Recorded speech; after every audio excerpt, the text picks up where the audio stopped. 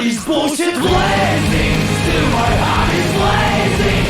If the word kill me, I don't need a new word under you. Soon you will know, we already know the smell of the game. Strike them, get them out of your way. If along the way the little sacrifice. Strike them, get them out of your way. Don't melt in the world, find you a way.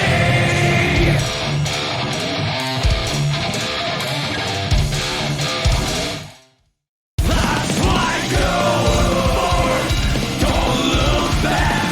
I can't believe in the path I'm on. Faith, pride, so what do I have to feel? Under the same fires, never touch it. So let's be not stop. Let's start to follow you wherever you go. I can't wait to catch up before the sun sleeps. Not if you're short of breath. I'm the disaster of best. My boss running out of them.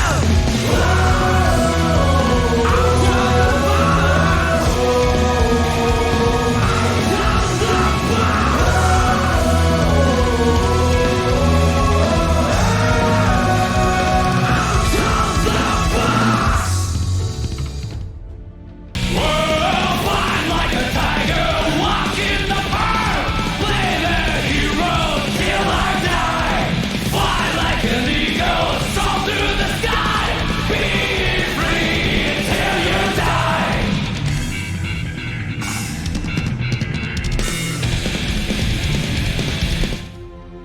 Discord, preside.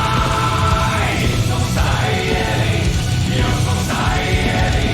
Bloodstained, drifting through. Society, your society.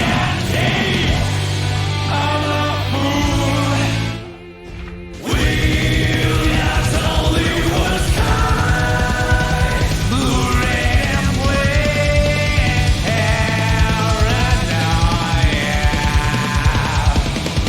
What is it like to you? No one can see the cow. So love is a human sound. I go down the road. I feel a touch of moonlight.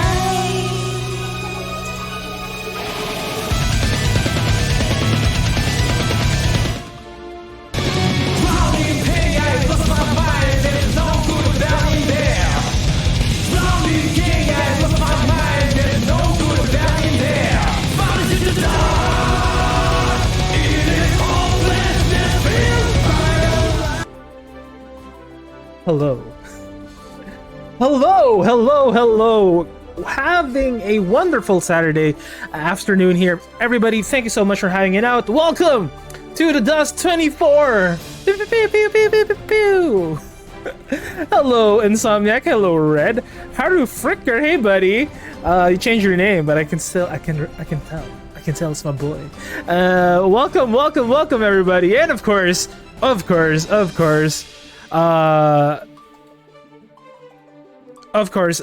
these events would not be possible without the amazing group of casters we have on deck. Friends, introduce yourselves to the folks watching us right now, please. After you, Taco. Hello everybody, I'm Taco. I play Gold Lewis. I won't be playing today because I'm on kind of a little bit of a break from the game. I had some power issues earlier, but I managed to get them resolved with one extension cable, so I will be casting for you all today. Yeah, I'm super excited. Looked like we weren't going to have as big of a bracket, but then a lot of people signed up, and so now we have a 35-person bracket, which is a pretty large one. It's the magic of the last-minute bracket. And we have a lot of very, very strong players today, so I'm super excited to see how this plays out. Jay? Alright. What is good, everyone? It's your boy Jatsu, your favorite voice actor, VTuber enthusiast, and enjoyer back on the mic once again. So yeah, always a pleasure and an honor to be here for commentary on the Dust. And yeah, like they mentioned, it's always like the last hour of registration that gets like like the solid half of the people that we have. And yeah, 35 players, so we got a lot of strong hitters out here today. So I am excited to see what people have been learning throughout the duration of Season 2. Very excited. That is true. We are in week 2 of Season 2. Virtual Sai says, number one Jatsu fan. I would agree. 100%. With relation to participation and registration, I would like to personally apologize to everybody. We did have the DUST EX last week, and I've been inundated with a lot of personal issues regarding my health. I feel a bit better now. We are on the road to recovery. Hopefully it continues on.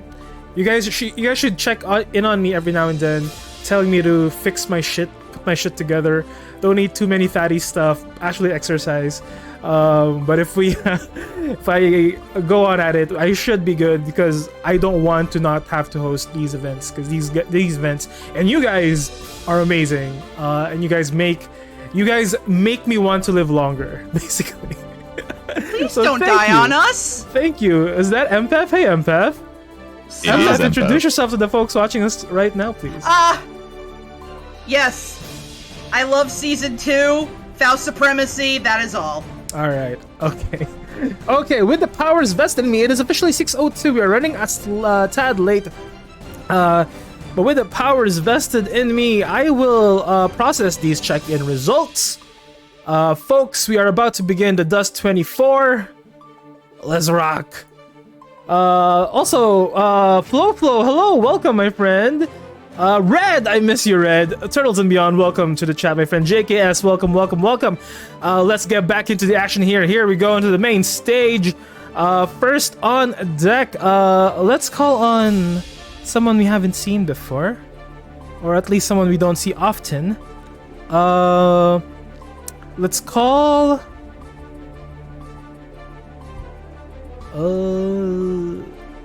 let's call H2 and Gold Gangstar. H2 and Gold Gangstar, let's hop on in onto the main stage, please.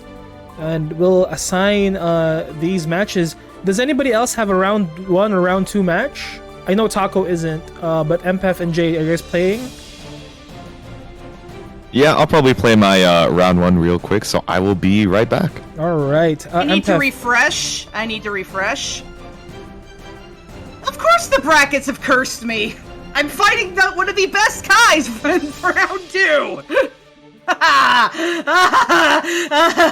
love Season 2! Alright. We are calling upon the main stage, H2 and Gold Gangster. My name is The Room, folks, so please hop on in. Taco, I'm gonna have to rely on you on the first couple of rounds here while I assign the stations. Yep, I will be here. Wonderful.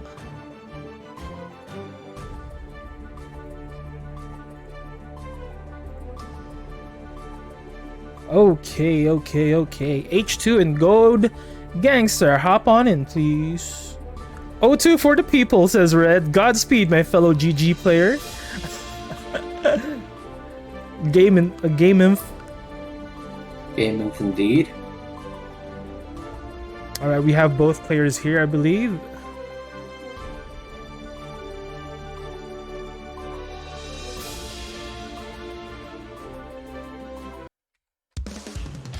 Alright, it looks like we're gonna go ahead and get into it. So this is gonna be Soul versus Nago.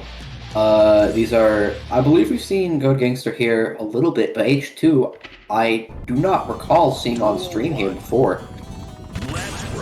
So getting into this first match, are going to see H2 taking an offensive there, getting that knockdown. There's going to be that DP bait, but unfortunately no punish. Gonna burst there, force H2 back full screen. It's a nice conversion here. Close slash, wall splat into 6H. That's going to be an early wall break and positive bonus for H2. There's that throw and wake up, gonna catch God Gangsta. Missed meaty timing. There's that frame trap with the far slash, gonna take round 1.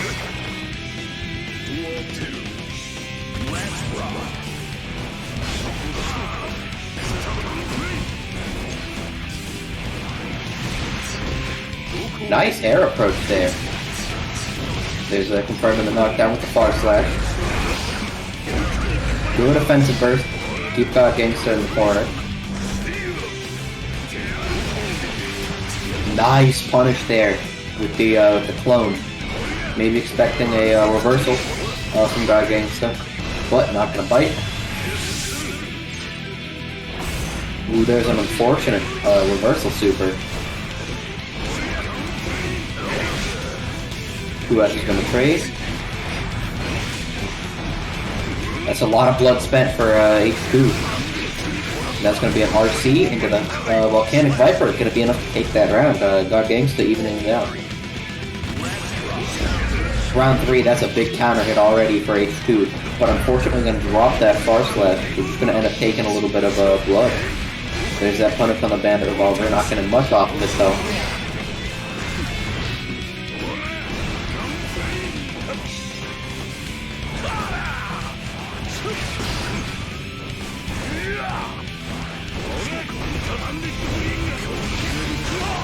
There's that DP after Bandit Bringer. Nice burst bait there, but unfortunately going to drop the Kara. And there is that attempt at the wide throw, but going to be stuffed by the super. Looking to even out the HP. Both players really low gear, only need one hit to take the game.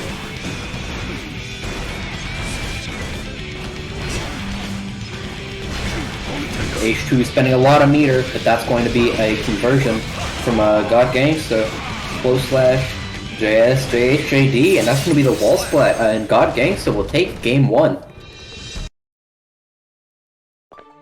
Congratulations to God Gangsta, game number 1.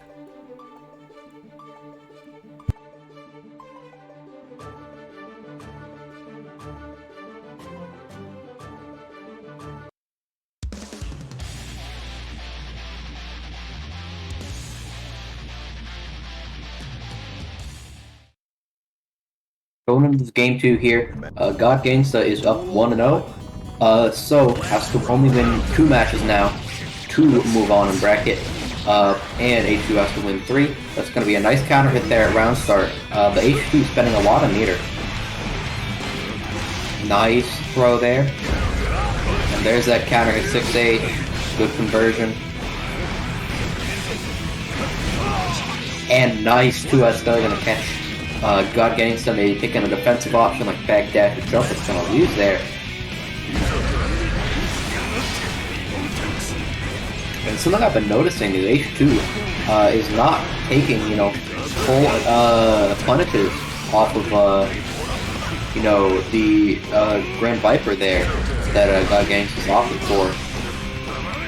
It seems a lot of the time if they're going for, 2K, and then going for a 2S after, the move is like -17. You can get some pretty good punishes off of it.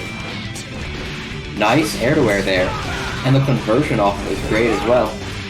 That's going to be a whiff DP. Back dash to 6H. Alright, thank you so much for holding the fort.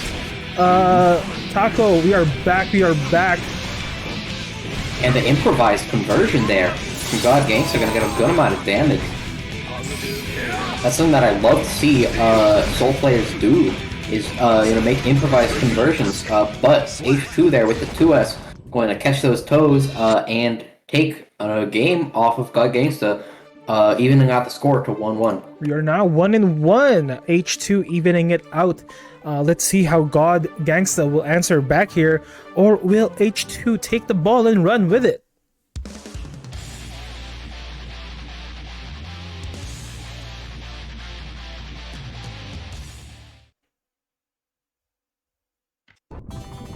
Duel 1.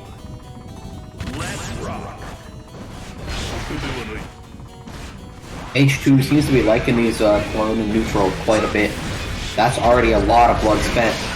Looks like H2's gonna pop there. And that very unfortunately will catch God Gangsta. But that's either way going to be so much HP spent for a H2. And a good burst there. Going to force H2 into this not great situation. And an unfortunate super going to whiff there. And there's that 6S whiff punish. But it looks like the banner ball is not quite going to combo off of that. But God Gangsta will get a conversion afterwards anyways.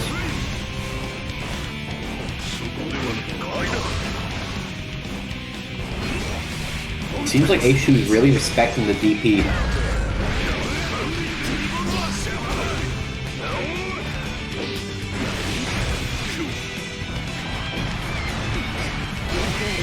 There's that catch on the back dash with bar slash, unfortunately, just barely too early. They may be trying to bait like a super there, but H2 not quite going to bite. There's going to be that burst. They have used from an early demise. And I love how H2 is using air-to-air JK here. And there's maybe another attempt at a bait. Nice 2A. Unfortunately, the 5K is going to drop though. H2 is not in a great position, but going to use that throw there to punish the jump and take the round.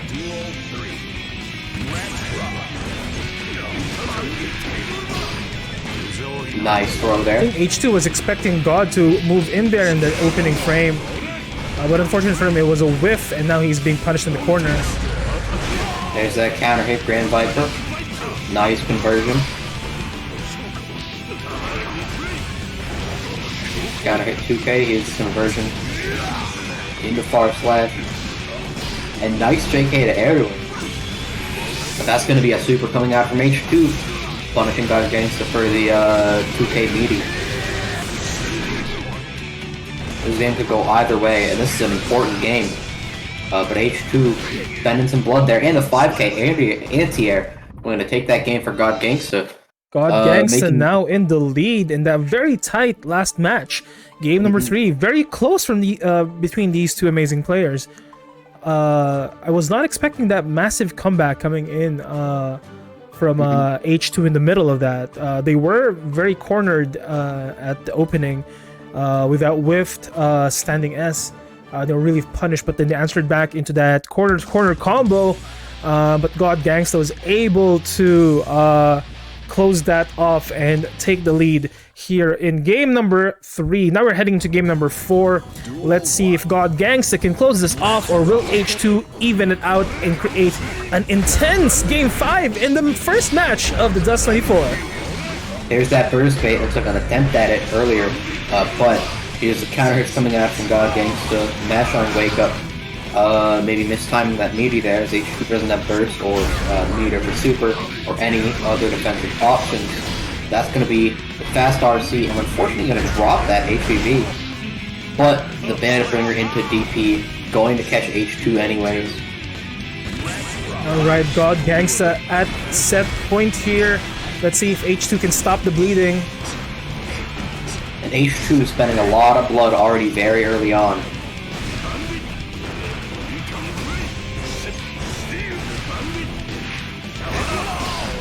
Nice 5K to challenge after the whip bandit.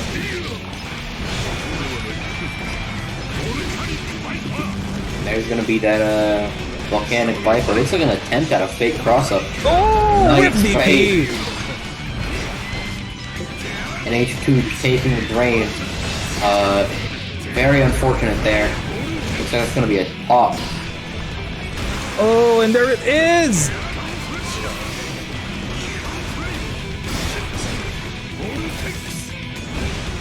Oh, big recoveries on the Night Vortex, and now we are heading into the last round. And this is still set point for God Gangsta. It is. Ultimate out here, very fast. Already getting that early offense. Nice 6P on the far slash.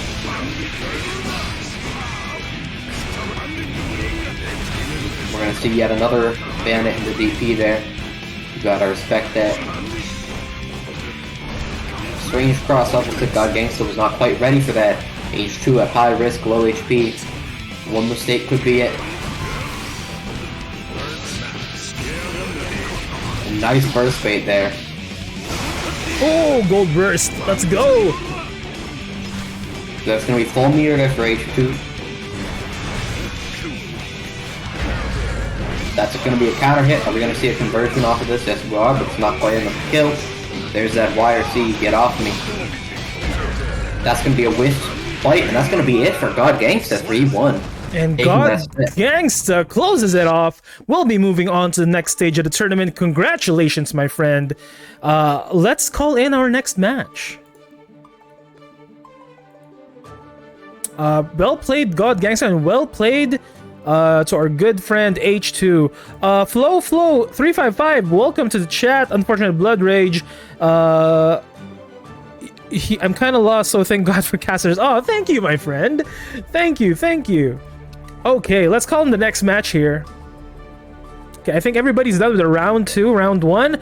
Oh, there's gonna be a Wool 3 match. Kaiser D versus Papu. Hop on in, friends.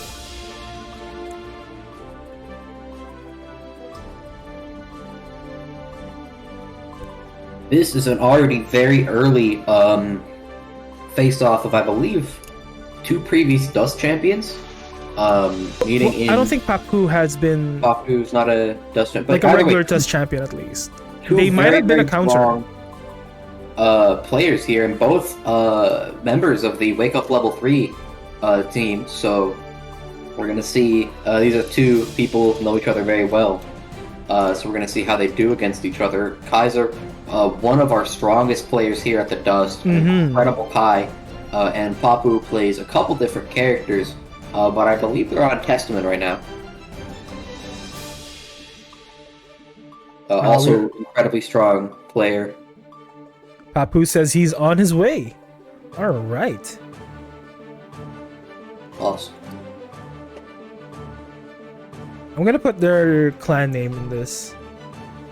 Hold on.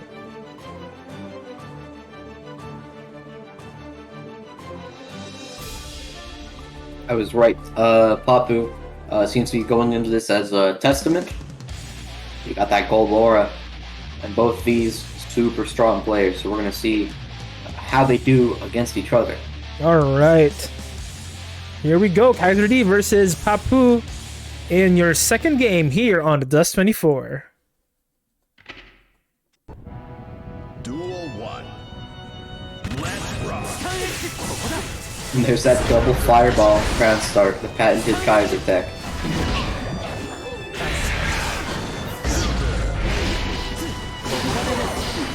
There's gonna be that burst out of the conversion.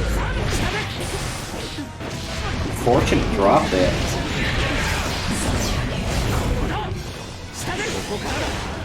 And there's that Scum Dipper gonna set up for some pressure in the corner. Never mind, that's gonna be a wall break. Not a conversion I've seen before with the 6H after the Fuder arc. And there's gonna be that DP. Converts into the 2K, and then the Fuder arc they're gonna kill. Very nice, round 1 going to Kaiser.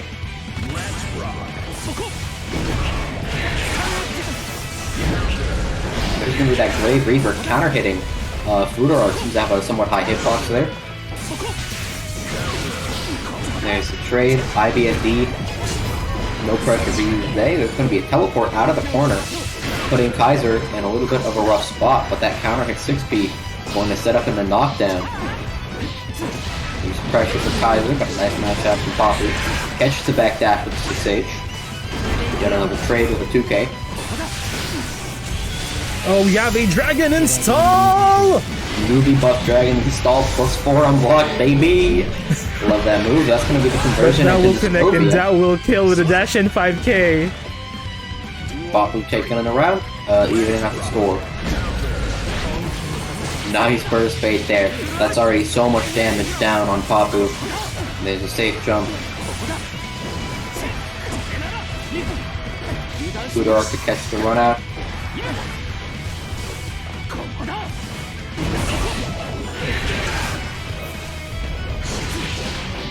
Nice conversion there off the bar slap with Stain.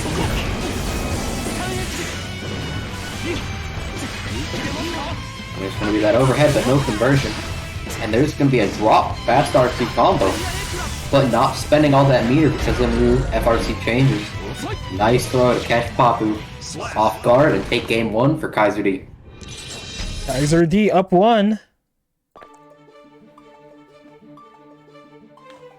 Already, both of these players looking really strong out of the gate. Papu taking a round, doing some great things, and, you know, clearly putting up a fight against one of our best players, but Kaiser going to manage to take that first game. Papu will clearly have to adapt to Kaiser to, you know, take the set. Especially a Kai who plays so differently from other ones you might be used to. Other Kais who play very differently from Kaiser, who has, you know, a different play style from a lot of them. It's pretty evident by the triple stun edge, and there's going to be that counter hit 2H from far range. A nice offensive burst from Kaiser, going to put Papu into the corner. A nice tick throw there. There's going to be what looks like a safe jump setup with the JH.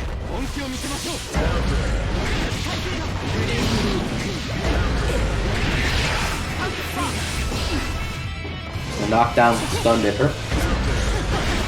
Papu gonna get a counter hit far slash, take the round, close slash 6H. Alright, that is a very strong round 1 coming in from Papu. Let's see if they continue on this trajectory and put themselves on the board versus Kaiser D, a multiple-time Dust champion. That's already going to be a lot of damage coming in from that sequence from Kaiser. There's the OTG Grave Reaper. Charge Stun Edge, going to clear some space. There's the jump over the 2K. Maybe did not have enough time quite to throw it and move Kaiser's own. But that's going to put Papu there, low HP. There's the offensive burst again. Kaiser's using very well in the frame trap into 2K2D off of Budorak. Oh, nice crouch kick to avoid that fireball.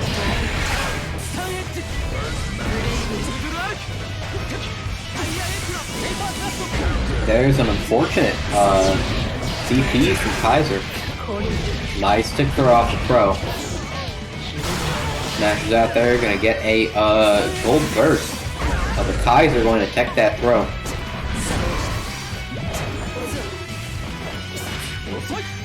And unfortunately, that 5P gonna whiff. Kaiser will punish it with a throw. There's that catch on the backdash. Kaiser making a fantastic comeback. Oh my god, he didn't need to do that. He didn't need to do that. You could have killed with anything. He didn't need to do that. And you just dragon and stalled on him. Oh my god, he didn't need to do that. Insomniac saying, I've returned from a match of Plisno. I'm expecting to go 0-2 in this tourney. Come on, Insomniac. Don't think that way. Yeah, man, you're good. Yeah, you are good, Insomniac. You're a really good player. You went 2-3 against me. You actually had me pretty scared last time we played. You're a fantastic player. And really, just Ryan, welcome to the chat, my friend. Don't think. Also, here's the thing: if you guys do get kicked out early, keep in mind we have the dust counter tomorrow. I'm gonna be posting that up very soon. It's already ready. But right now, we are heading into match number 3 between Kaiser D and Papu. Nice far slap to catch the run up. There's that 2K reacting to teleport.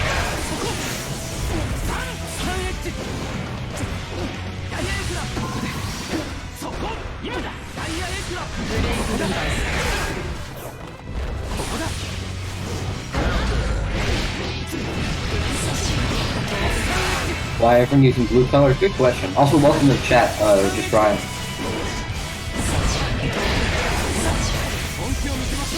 There's that CSC going to ID over it. Very nice. Reaction. Save from getting 16. Oh! Super to continue that pressure. Tries to do the overhead. Does not connect. But the jump in does get stuffed. And that is kill. Round 1 going to Papu. Very nice. Papu fighting back. There's the Fuder Arc and the low crush. But unfortunately, Dire Clad will whiff. There's that DP on the attempted punish. That's something that Kaiser loves to do, is DP in spots that people are going to try and, you know, take their turn. There's that wall break from Papu. Fighting back, very close to taking his game. jumps over that, but a nice 6P from Kaiser. Bad spot for Papu to be in. But that looks like a bit of messed up pressure there from Kaiser. Going to do an offensive burst out there. Here's that CSEOki. Very unfortunate for Papu. First. Papu's so close, and that's going to be a conversion. Is that going to be enough? Not quite. Oh, so close. Oh, Oh, through the no. arc. Oh my Just god. barely going to clip Papu. Kaiser winning with the Highway magic robbery pixel. here. Hello, police. And that's going to be Kaiser with the magic pixel flushing out that round. But still, Papu could take this game. Although it's a set point for Kaiser, so not a great position for Papu. Especially Oh my god, I think being that pummeled like last this.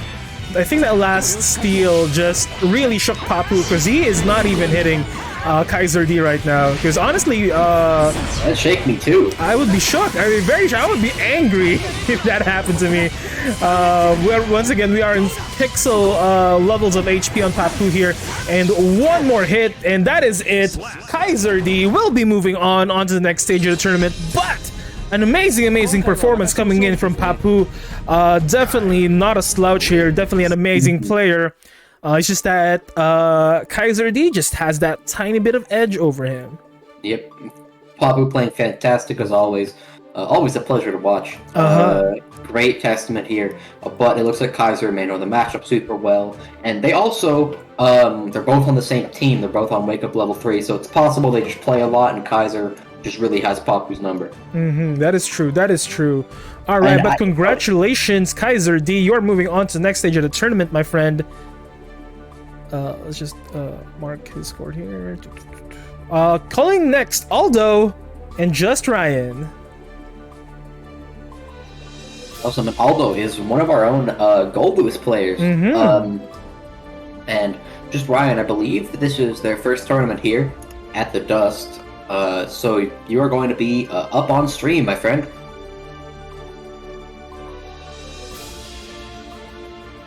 Let's check in on chat real quick. MPF is saying, I came in so hyped for challenge to be over. As always, oh no, the wash. No. Copy-pasted. And before she gets copy-pasted. Don't copy-pasta her, guys. As I copy-pasta her. Ah, JC, you're back.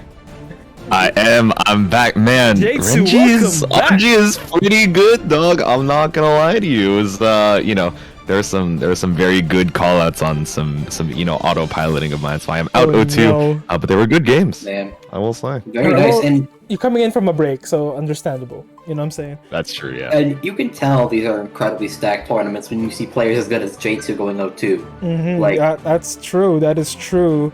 But with that being said, if you guys are not in the bracket anymore, the dust counter is here for you, my friends. so even if you go 0-2 or 1-2, it doesn't matter because there are players, amazing players here who go 0-2. I've gone 0-2. J2 has just went 0-2 right now, and J2's a great player. Like J2 beat me last we played. So going 0-2 is not a huge deal here at the Dust. I don't want anyone to feel bad about it. Absolutely. It happens to all of us. For sure. I I think think Deb said something at one point. Yeah, it was like a quarter or like 33% of people have to go 0-2 in the bracket. Yeah, That was crazy. I didn't believe realize. it's a quarter of people. Yeah, because like half of people will lose the first match, and then the losers bracket is half the people. So half of those will lose that match again. So you're just in that quarter of people. That quarter of people could be so many things lumped together. And keep in also to mind- consider, these aren't seeded tournaments. At least only Challenge does it, but that takes in mind all sorts of random things, and it ends up with a bunch of nonsense. The fourth best player could go 0-2. That is just based true. off of how seeding works. The thing with challenge is that it does have this auto seeding thing that it does. Like, we can manually seed it, but that would mean that we would have to start our tournament a lot earlier, and there will be some waiting times for the committee to reseed everything. If that was something that we want to implement, which I don't think will be feasible for the way we run things. But right now we have Aldo on deck. Welcome back, J2. J2, please feel free to take it away in this one, as well as Taco, while I do some admin stuff in the back end. All right. Sounds good. Yes, we got the Faust Gold Lewis matchup. I think they might be waiting for approval if they're all good. You guys are good to start your match. But while we wait for that, there's a there's a message from a sir. Oh, never mind. I'll go back to it once we have a break. But yeah, we got Ryan, just Ryan on the Faust, and Mr. Aldo Panama on the Gold Lewis. Mm-hmm. And Ryan, I believe I have fought before at Slashathon. Yes. Who did not seem to know the Gold Lewis matchup too well. Maybe has leveled up that matchup since we played. And Alvo is a very strong Gold Lewis here. We've seen some good showings from. So both strong players. I would love to see how this goes. Yeah, for sure. I know Aldo towards the end of season 1 was taking a break, just like, oh, I'm tired of these top tiers. But now Gold Lewis eating a little good with some of those disjoints. So we'll see if they're able to get that season 2 rust off of them. And Ryan, like you mentioned before, maybe not super experienced in the Gold Lewis matchup, but playing a little passive here, just trying to get some items out on the screen. And Aldo already with that clean Gold Lewis movement. Oh, the bomb being sent over with that Behemoth Typhoon, taking a little damage off on Ryan here, but this is the trumpet combo. No, you can't. What is going on, Taco? Tell me. Explain to me what's going on in the brain of these players. And that's going to be some hilarious scramble. Y'all didn't hear how loud I laughed because I have noise suppression on. I laughed so loud. That's fantastic there. You got the whiff throw into the gold burst from Ryan. And it already does look like Ryan has somewhat leveled up on the Gold Lewis matchup here. There's that overhead. Yep, got a lot of these fast RC shenanigans. For those of you who don't know, if you fast RC cancel fast enough, you actually save a little bit of meter, so you can do a 30 or 40 meter tension cancel. So it's pretty cool to have. Got the knockdown here. They're going to be using that bomb for pressure. But Ryan going to backdash the far slab. Oh, and Aldo is in, but that's the burst to get a little bit more space. You have to get something going here, but that's the grab from Aldo, taking that first round, almost getting to the timeout, actually. That was a long round. With a lot of shenanigans as well. This is a funny matchup, because anything can happen. Faust, kind of the resident shenanigan doer in Guilty Gear. For sure. Although not quite ready to pick up off of that trumpet combo, but bring you all the way to the corner. Minigun! Getting the cancel there, not ready to punish. That's going to be wall breaking positive bonus. Lots of damage on Ryan here. And there's a nice combo there from Aldo. Nice 6P there to get Aldo out of the sky. No jumping the beams for you. There's that cross up to charge Scarecrow. It's going to be plus. Yep, Ryan running that offense, trying to offset this big health lead, but both players almost reaching 100% meter, and that should be enough to kill for Aldo, taking that game 1. Mm-hmm. Can be difficult to contest that there, since it's so disjointed, the Air Behemoth. Looks like Ryan threw at 6H at just the wrong time. Very unfortunate. Aldo will take that first game. All right. Yeah, and moving into this next game, how do you think Ryan needs to adapt to be able to, get used to this Gold Lewis matchup? I think Ryan really just needs to be throwing out a little bit more items in neutral. Ryan's kind of playing a little bit more footsies, which is not exactly how you want to approach the matchup. You can get that love out, you can get, your bombs and your trumpets and all that. Like the hammers, there you go, there's a double hammer. Oh, and double hammer out! Oh no, but Aldo just weaving through the small opening there, not getting the back scratcher, Behemoth Typhoon on the gold burst. And we can see here, like what I said, Ryan is going to get that love out, but then run forward as opposed to continuing to throw items, which can be what you want to do in the Gold Lewis matchup, as items really can disrupt his approaches. But a nice throw, was that a punish? All the way over. Oh, that had to be the hard call out on the trumpet. When you pick up that item, especially as Gold Lewis here, you think you can just wait and get your pressure. But Ryan, of course, the Faust main, used to seeing these items and how players react to them, says, all right, well, you can't just sit still there and wait for the goons to come out. That's going to be the minigun.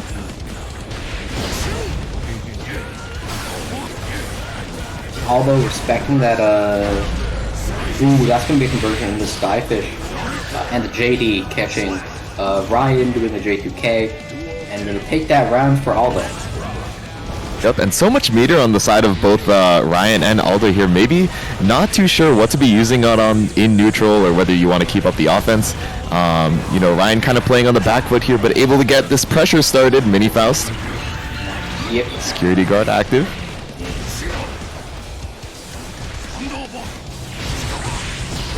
Oh, the bomb to catch him out of the air, just barely dodging the drone. I like the air movement from Ryan here. These two players kind of messing around with the bomb there. And that's going to be Aldo trying to go for a JD and landing on the banana. Oh, he got the throw, but right out of the haircut, getting the reversal grab and baiting out the gold burst. Oh my goodness, every Life Jam fan wants to go for that 100 meter. You already had 50, that's the worst part. You're going to take a lot of damage for it. That's going to be unfortunate this time for 2S. But massive damage on Ryan either way. Oh, calling out that ID, able to get the 6P. Do you jump over that? No, No. What? I think, really thought he was going to jump over there. I think part of the issue, I didn't know either which side I would have to block that on. Ryan was just right above Aldo, and it looked very ambiguous which side you would have to block it. Oh, you're right. And with Faust's like character model and his hitbox, it's, you know, it's pretty ambiguous which way. So he actually, you know, in trying to bait the super, accidentally crossed himself up. Definitely a hard situation. But Ryan seems to be getting a little bit more comfortable in the matchup here. For sure, yeah. And it's an interesting matchup because I feel like Gold Lewis does have some good tools to play around Faust. But once Faust really knows what to do, it can be so hard for Gold Lewis to do anything. I fought against Zimperi, one of the out there. I went like, I think I won like 3 and he won 22. It was rough. Really good Faust. Difficult to, you know, approach, do anything. But also I think part of that is due to Zimperi just being a better player than me. Understandable. Yep, and we see Ryan leaning into using a lot of these mid-range normals to try and stay out of range of the Behemoth Typhoons and some of those new disjoint buttons from Gold Lewis, forcing the burst out, and Ryan kind of taking charge on this first round here. But that is a very nice JS there. It's going to be the overhead 2S. A little too slow for that conversion. Gotta do 2K. I like that backdash, trying to see if you're going for the reversal grab there from Aldo, bring him all the way to the corner trade, but it's in Faust's favor. 50% meter, you just have to close it out. Oh no! Nice throw there from Ryan, going to take that round. Ryan's fighting back. Absolutely, and I am feeling the nerves from these players in this round 2 here. You know, we got a lot of these rounds, we're seeing it end with a lot of meter on deck. Like I mentioned, just not sure where to put that meter towards.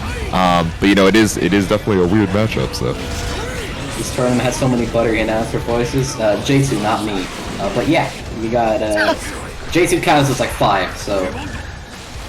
And Taco is another 5, so we got a perfect 10 out of 10 here. Oh, and we're trying to navigate this neutral. The wait, he can just crawl into minigun. I did not realize. You know, I should have known, but I've never seen it myself. Oh my god, clip that. That was a very nice pressure. The J2K there, fast RC. Gold burst from Aldo. Gonna catch Ryan, I believe, going for a cross-up. That's gonna be a reversal super. Oh my god. Oh, heard me talking smack about his meter usage. He said, you want to see meter? Let's see 50% off of one super. Still got 50% meter on deck here, but Ryan keeping up the pressure with the meteors. There's gonna be no bait on the YRC. 6P, OTB2H, big damage on Aldo. But gonna be forced to block those meteors. There's the air to air gonna get blocked. Very close here. And the conversion off the anti-air 5P going to take that for Ryan. Fighting back, taking around. Very nice. Yep, I love that 5P to close out the round there, knowing that, you know, Aldo is struggling to get out of the corner. But sometimes you don't want to commit that hard to the 6B, but you just want to stick out that quick anti-air button and react to what they're doing next. So great job from Ryan. Sure. Getting some more momentum in the set, but Aldo's still fighting back for sure and on set point. And the spacing there required to get that 5P is actually pretty difficult because Gold Lewis's coffin's very disjointed, and Faust has one of the lower hitting 5Ps in the game, at least compared to, you know, his hurt box. So Ryan had to space that very well for it to actually be able to hit. For sure. Going for that two-piece start. We always love seeing the Faust do it. It's such a, evasive round start move that stuffs out a lot of slower options. So if you're not looking for it, you either get that free space or you get knocked out of your move. But that's going to be Aldo's trying to start pressure. We're getting run over by the Trumpet Stampede. Yep, there's going to be that 6H catching jump. Nice love to avoid the bomb, and that's going to be a great shimmy there. Already a lot of damage on Aldo. And Ryan just forcing these long-range RPS scenarios with the cancel into item toss, and that's going to be a fast RC into... No, you had the meter to kill there, but it's okay. The safe jumps off of the command grab, and we're able to take it. I thought he was going to lose the game for that drop. I was so scared. You could absolutely have killed there with the full meter, and we're still seeing these players building up so much meter. Ryan didn't use burst that round and still managed to get the full meter. The Spirit of Life Gem definitely getting you a little bit of that meter consumption, able to get the grab here. I don't know if you have a safe jump set up, but it doesn't really matter because he didn't have the 50% meter anyway. Oh, using that disjoint, trying to get in here with the minigun. Nice throw from Ryan. That's going to be the fake out safe jump. Oh no, and that's the whiff, making you have to use your burst there, and that's going to be the Afro explosion. Do you have the... No, the follow-up once again dropping, but it's okay. Not using the RC for the kill, but using it to confirm it right after, and that's going to be tying up the set 2-2. Ryan and Aldo. Baby! Game 5, baby, let's fantastic. Maybe we're going to see even a reverse 3-0 from Ryan. Just suddenly turning it up, playing a lot better. Seems to have adapted to a lot of what Aldo's doing. Yeah, for sure. These neural adaptations, he's getting into your mind, bro. He's got the Metal Gear Solid 4 nano machines on deck, but Aldo's still a very solid player, and definitely once they're able to get that opening, it might be it. So, they're getting opened up a little bit by some of the command grabs, some of the shimmy with these backdashes, but let's see how they can adapt going into this game 5. In Faust 2P, I don't believe Gold Lewis has a way of contesting round start, but part of the thing about it is that's -3 on block and 0 on hit. So Faust doesn't actually get a whole ton off of it. Best he gets is a cancel by and toss and D-, or just be 0 on hit. But it can still be annoying for Gold Lewis to kind of shut down those round start options. If you don't feel like playing RPS. Aw, man, and like you mentioned, that 2P, even on hit, Aldo's still able to get the pressure back there. So even if you're able to hit Gold Lewis out of his options, you have to respect that RPS afterwards. Bomb coming out. That's going to be the Playing a little bit high Q. Oh, tries going for the air-to-air, but gets caught on the ground, but Aldo not confirming into anything big here. Still really leaning into this minigun to try and get some space in the full screen, but getting hit by the scalpel. And Ryan pulling out the shenanigans. See, this is what I was talking about earlier. Oh my Ryan God. can just get that 236 speed going, and unfortunately going to give up a little bit of space there. That's going to be that advancing far slash bringing you into the trumpet and able to get the combo off it. Not quite getting the ender, but it's okay. You get the grab, ending the round, and this is set point over here for Aldo. That's so unfortunate there for Ryan. But Aldo's going to make that fantastic comeback. And that J2K hitbox, hello? I can't believe it, bro. Faust is eating so good this match. Able just dash in your face, J2K. That is a crazy call out from Ryan here, but he's really feeling himself with the 50% meter whiff grab. That's going to be a throw. Ryan playing hot this game. Going absolutely crazy. Might be looking for an afro here. Oh, never mind. Don't even go for it. We got the Mini Faust Metal Gear Solid security guard. No, where are you going? Mini Faust, you have a job to do. Aldo going to get that donut, get some HP back. Alright, Drone keeping up the pressure here with Trumpet as well. Once again, Love to get out of the way, and Love not killing Aldo? Good air tech. But that J2K going to take it for Ryan. Now both players on set point. Oh man, we're on game 5, round 3. Nothing to it but to do it, but getting 6-speed hard call out on that JD there. Ryan not going for the 2P round start. Knows that Aldo's going to try and get that early lead. That's going to be a burst there from Aldo. Don't want to be taking damage. Getting put into Faust corner nonsense. And I love the safe jump there to go over the trumpet. Yep, beautiful awareness. There's going to be We're going fishing, baby. We go into the driving range. Oh, we go into the moon, baby. It's meteor time. That's gonna be big damage though. Yes, confirming into the Oki this time. Yep, trying to go for the safe jump, see if you can cross up some super attempts, but 100% meter goes into the YRC. That's gonna be a throw. Is this gonna be enough to kill RC? Do you have the combos mid-screen here, Ryan? Oh no, the Afro Explosion, not quite enough. You have the burst, but don't gold burst yourself, please. It's not what Life Gem would want. Minigun out. Nice IP to get the cross-up Scarecrow, closing out the game in the That reverse was so sweep. good. Ryan, you are so woke. God, Ryan, Yeah. reverse 3-0. Oh no! That was so good. What happened? Yo, that was so. so I know good. you are cheering from the stands right now, seeing that Faust reverse sweep. How do you feel about what just happened there? I just got 1,000 limit bucks richer. Let's go. Congratulations. I actually bet for once. Let's go, Ryan. That Oh was my a God. fantastic. Ryan, if we were in the same room, I would kiss you right now. Oh my goodness. I mean, As it goes, but yeah, I although have a definitely still husband, playing but I out of would their kiss mind. you. Yeah. That Just a little cheek, like, hey, thanks for representing our character. You know, can't be going by Lausta all the way back to season 2. But yeah, Ryan. great games from both sides. All right, Ryan's moving amazing, on. Fun fact: Loust was a myth. amazing Right. show coming in from All Ryan. along. Oh my goodness. That's the last coming out from just Ryan. Moving on to winners of round 4 to fight Blizno. And if Ryan manages to win that set, that will be top 8. You guys are talking about how Gold Lewis can't contest Faust 2P. There's been a few times where he would do the stomp, and that would stop my Yeah, 2P. so 5k Oh, round like the low start, crush, right? Yeah. Well, a 5k round start will win if Faust mistimes it at all. But if Faust does immediate 2p, I believe Gold Lewis can't 5k. He might be able to step back 5k. How or do you do something. a media on round start? No, I said immediate. Oh, I heard immediate. immediate. Yeah. It might not be able to come out fast enough. Like the what's it called? Yeah, well, I guess it's frame retracting 10. is hurt It's frame blocks. 10. Yeah. Yeah, so All right, Idol class, thank you so much for the raid. Welcome, raiders. Welcome to the DUST 24. We have a really good one in this one. The DUST EX champion and our official Chaos Slayer. That's Scrub David on deck number 1, and we are waiting for Emphalme to hop on in onto the podium as well. Next game. we should make a highlight out of that last set. Yo, that was awesome. Yeah, someone somebody remind timestamp me. that. Drop the stream marker. Also, I'll MPF, put it in are cast you chat, yeah. casting right now? Am I what? Are you good to cast? Put up a Discord thing and sure.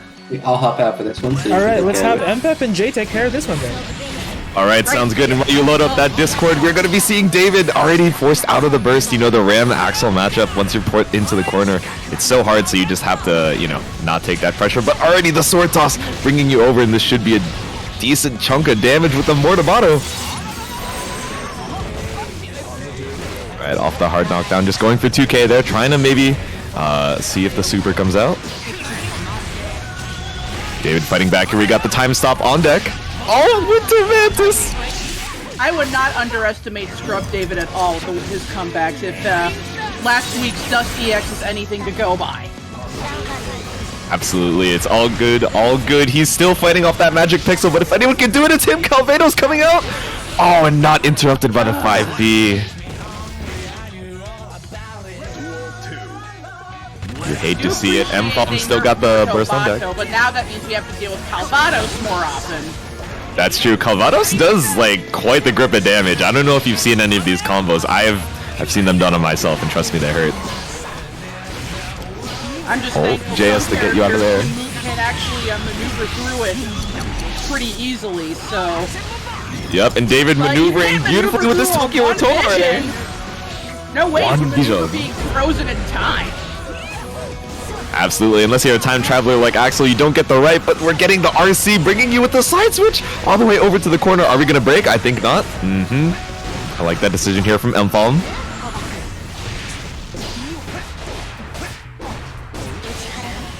Yep, RC to keep up your pressure after the Rekka. What are you going to go for? There's a few more openings in the Ram corner pressure now that they have delayed the explosion and made some things a little bit more 6P'able, but it's still so hard to get out of. This might be able to kill with the health that you have left, and that's Scrub David going to be losing this game 1. Hate to see it. I hate to see it. Yep, definitely trying to fight back there, but unfortunately, once you get clipped by that sword and you're all the way over in the corner, you're going to be eating a grip of damage. But here's a random question before the match starts. How is Ino affected by One Vision if she could do time travel shenanigans? You know, I was hoping you wouldn't call me out on that lore. Let's just say Ino, sometimes she's slacking in the neutral, and she forgets that she has time travel powers But you know through who's One not Vision. slacking in neutral? Fucking Ramblefall. Absolutely, but Mfalm already forced to get the burst out here. No burst on either side, so whoever gets the pressure over into the corner is going to be eaten very well. 6H, trying to challenge with the far slash, maybe trying to call out a backdash there. Daro get buffed too. I've seen Rams using that a lot more often. Pretty obnoxious. And speaking of buffs, we're seeing some corner conversions here from David, already getting the 50%, and it's a one-hit situation from Mfalm. Oh, not able to get anything off that air-to-air JS, and that's Scrub David sealing out the round. Just slice those bare feet wide open. Cause that shit hurts. Yeah, for real, those sickles are sharp. And they reach so far. Oh, and sniping you out of the sky. It's Spirit Airlines out here. Getting the air dash back JH. Of all the airlines. That's the one. And we never saw Mfalm again. Too soon. Oh, and another snipe! Mfalm kinda feeling the pressure here of these Axel normals trying to get their game plan started. But that's gonna be the perfect of that Scrub David. It's... we always say around here whenever David is on the screen, the first game is always that download. And then after that, bro, he's on wired connection. True that. Basically he sliced open Ram and then pissed all over, and now it really stings. Yeah, well, that's how it goes. Sometimes the wounds cut deep, and especially after having, from Mfalm what I would call like a pretty strong game 1, and then all of a sudden going into that game 2 and just, getting zoned out by a lot of the Axel options, it definitely hurts the mental a little bit going into this game 3. Yeah, tell me about it. Oh, but jumping over the Rensen here, Mfalm playing a little more into the air now. Oh, but not blocking that J. Oh, I forget what that is. I can definitely tell that David's in Mfalm's head now.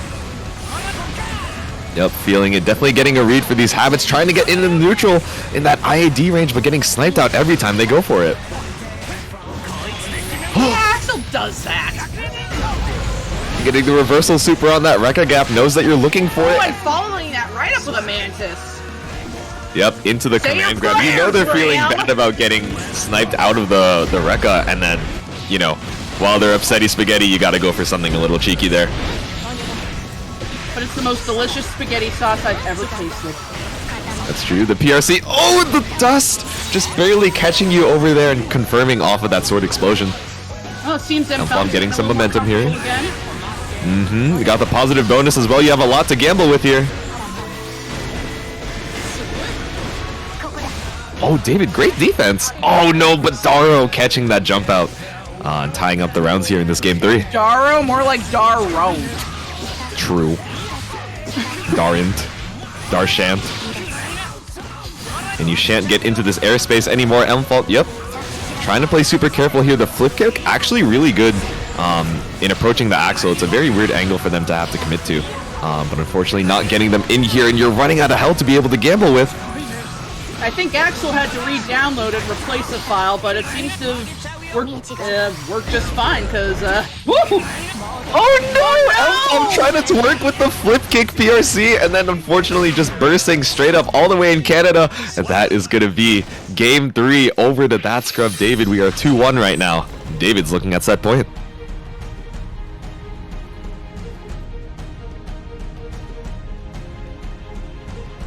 All right, on my end, we are checking the opponent's connection, but sometimes Strive servers have been a little bit weird recently. They've been a decent amount more buggy going into Season 2, but it's no worries, because we already saw the end of the match, so we should be good as soon as we load back into the lobby. They have not been buggy. Have the Strive servers ever not been buggy? I feel like they kind of always really? They have always been silly, but I think in particular, especially the past week, I've been seeing a lot of disconnects, some shenanigans in the park as well. But the cabs in the park are always bad. I will tell you that. They ported that shit straight over from Exar. Actually, the Exar Cavs were definitely way better. So I don't know what happened, but we're gonna see what's gonna happen over here in this game 4. Beta, there weren't even cabinets. You just walked up to someone. Oh yeah, you posted up with the sword stance. It was really funny. Oh, we got the counter hit Dario. Let's see the Season 2 combos. Oh, opting to keep it simple. Just go into the Rekka knockdown. I like the run out from David there, trying to challenge all these air shenanigans, but no burst on either side. Big counter hit, keeping your space with the Rensen.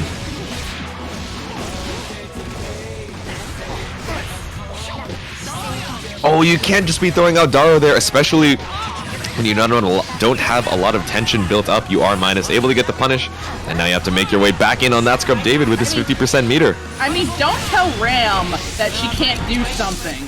She won't understand. That's true. She's not familiar with the consequences of her actions, but Elmfalm learning this here and looking at set point for David. Yep, sniped out with that JS. Elmfalm trying to challenge on the ground and getting something huge off of it, the Daro.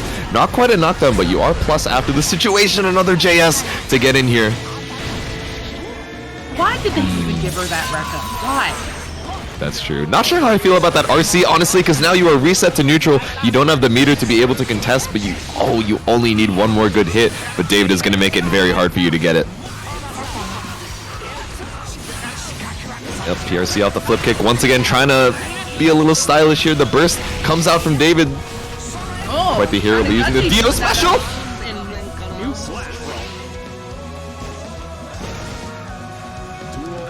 We have succeeded neutral, and we are moving on to the next round. Round 3, the big call out on the Daro.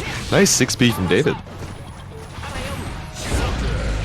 Oh, but Elmfalm getting a huge counter hit here, running it all the way down with the Daro. Yep, just go for 2K.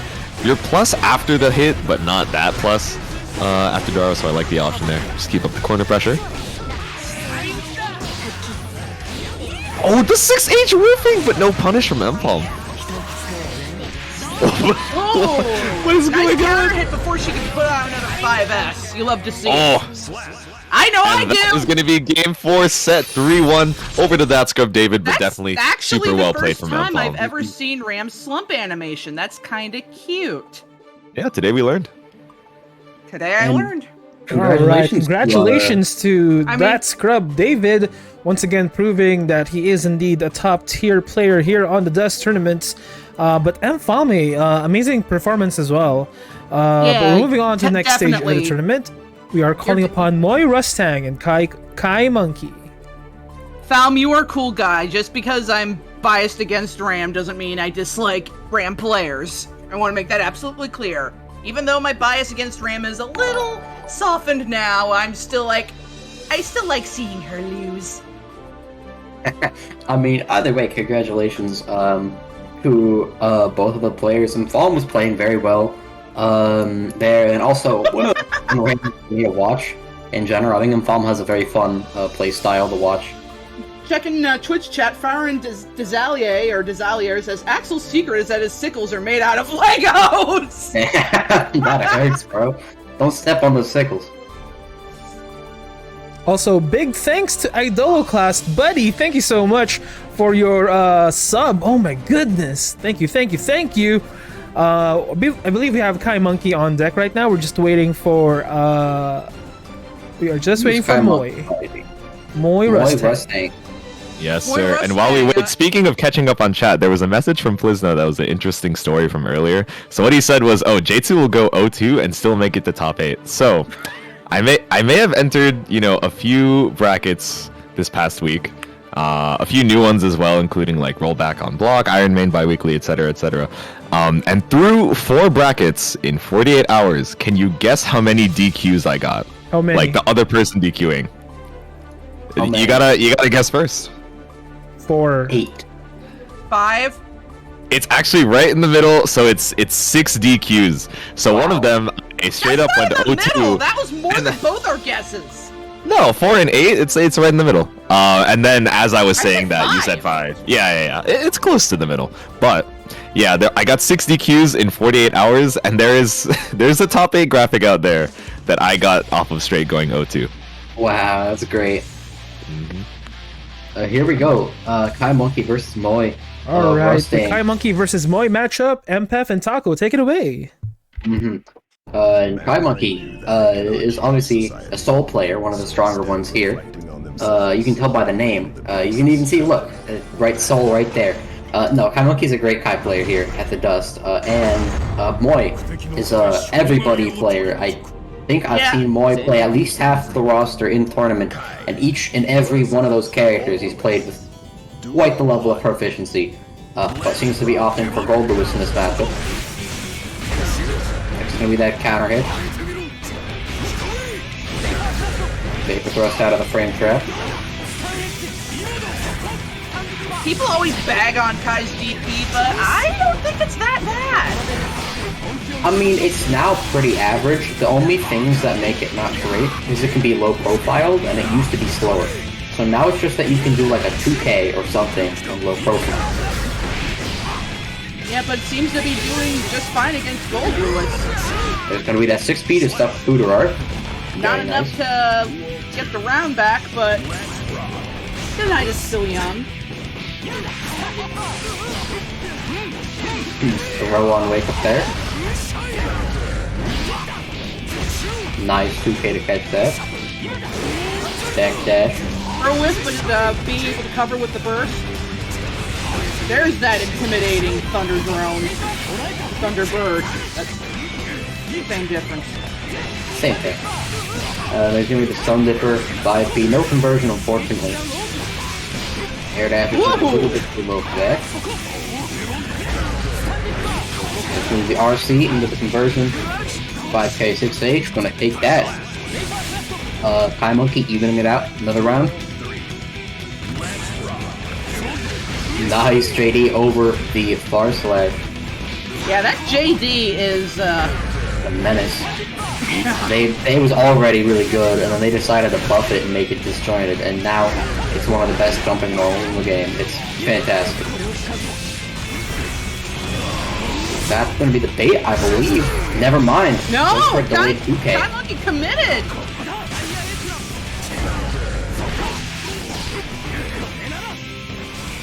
Damn, this could actually go either way. That's gonna be a counter hit. Ooh! Really nice full burst coming out of Moy. Letting that security level just casually rise up. Not even letting it get to the top before he's like, I'm dealing with this threat now. That's gonna be a Moy Rustang taking that first game. Just showing I can get full meter and not even have to use it to take that game off of you. Very nice first game. But Kai Monkey made it very close and could clearly still pull something out. Win some Absolutely. games, possibly with the set. But Moy Rustang is going to take that first game. Like, we're just singing all this praise about Kai Monkey when it was Roy that won the... or Moy! That actually when I was like, Kai's is... Oh yeah, Moy won. Yeah, I watched Full Metal Alchemist like a few months ago. It got me fucked up. I can't say his name now. I know, right? Nice It throw doesn't even there. matter here. He's already making quite the name for himself, so that's not even necessary. And there's going to be that BT conversion going to take the game.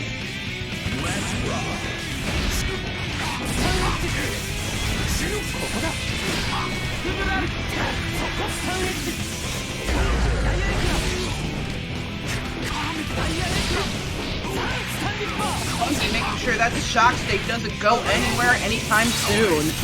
That's going to be already some very big damage on Moy for this first, what am I trying to say? That's going to be conversion for a kill there for Kai Monkey with the perfect fighting back. He pissed all over his cereal. Oh wait. There's going to be that 5K low crushing. The, J2 got bombed. No. There's going to be the 5K low crushing the 2S.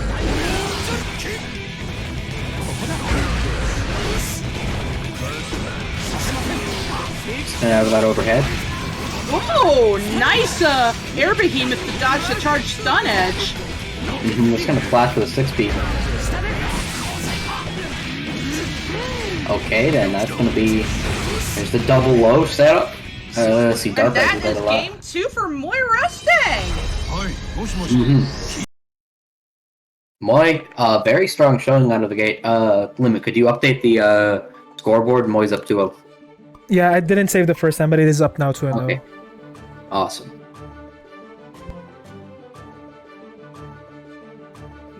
We got Kai Monkey lamenting over his wife, Dizzy Monkey. As we go into this game 3. Yep, game 3. Moy is up 2-0. Only needs to win one more, take the set. Not change society. So instead of reflect, duel 1. J2 is back. Let's rock.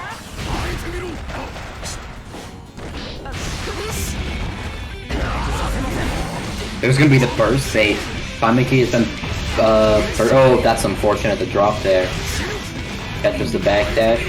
Doesn't seem to be too heartbroken over it. And there's gonna be the reverse 684. That is an overhead, folks. It's gonna And take that Goldblum first one. just pisses all over Kai's bananas with that key.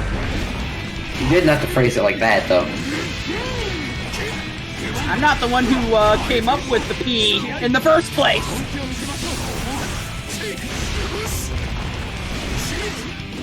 There's gonna be very nice DP there. Gonna catch Moy mediating. That's gonna be, I believe, a conversion into the kill with the 684. Wow! I am actually terrified of Moy! Moy. That's Like- gonna be a fast 3-0 for Moy Rusting. It's okay, All Kai. right, You all right. can go back to being a Congratulations, family Moy man. Rustang, for an amazing 3-0 run. Welcome, Reggie. Insane. But also, okay, another request for Hyperbonk has been brought forward for Jatsu. Now here's the thing. As the Buddha says, you may forgive somebody 3 times. So if Jatsu gets Hyperbonk once again, I will make him a mod of this channel and he will be immune to Hyperbonks. Let's fucking go. Wait, So, I might try to hyperbonk him hyperbonk at your own myself, I'm not peril. gonna lie. I'm gonna build up these channel points. Hold up. Who do we have next on the stream? I'm about to drop all my points on I've got whoever's a player fuck one ton of side. Limit bucks. Can I On hyper whoever's bonk player one myself? side. Yeah, whoever's Next player one up side. on stream is Is it that's Plisno from Meat David Man? versus Kaiser okay. D. Yeah, we have Scrub Ooh. David versus Kaiser D. That's a good But stat. That actually, could be let's grand skip finals. that and go to Plisno versus Meatman first, because TSD just played like a match ago. So let's have him wait a little bit more, just to give him that space. But let's call on Plisno versus Meatman, then we'll come back up to David.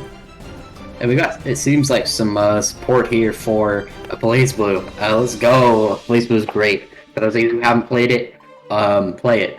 Game's fantastic. Oh yeah, Let's Go David is our local BB tag shill. Yes. I'm sure he's No, played Central no, Fiction as Central well. Fiction. But yeah. I don't want to have to learn more matchups. Yeah, true. I will also chill BB Tag. I fucking love that game. Hey I've Renji, heard welcome it's to the fantastic. I chat. gotta get tagged. Well, that's good, Renji. Also, I bought Vampire Survivors yesterday. I saw. It's so fun, right? I already have 10 hours in that game. I bought it fucking yesterday. Like, It's so so good. good. That's the bullet hell game though, no right? Yeah.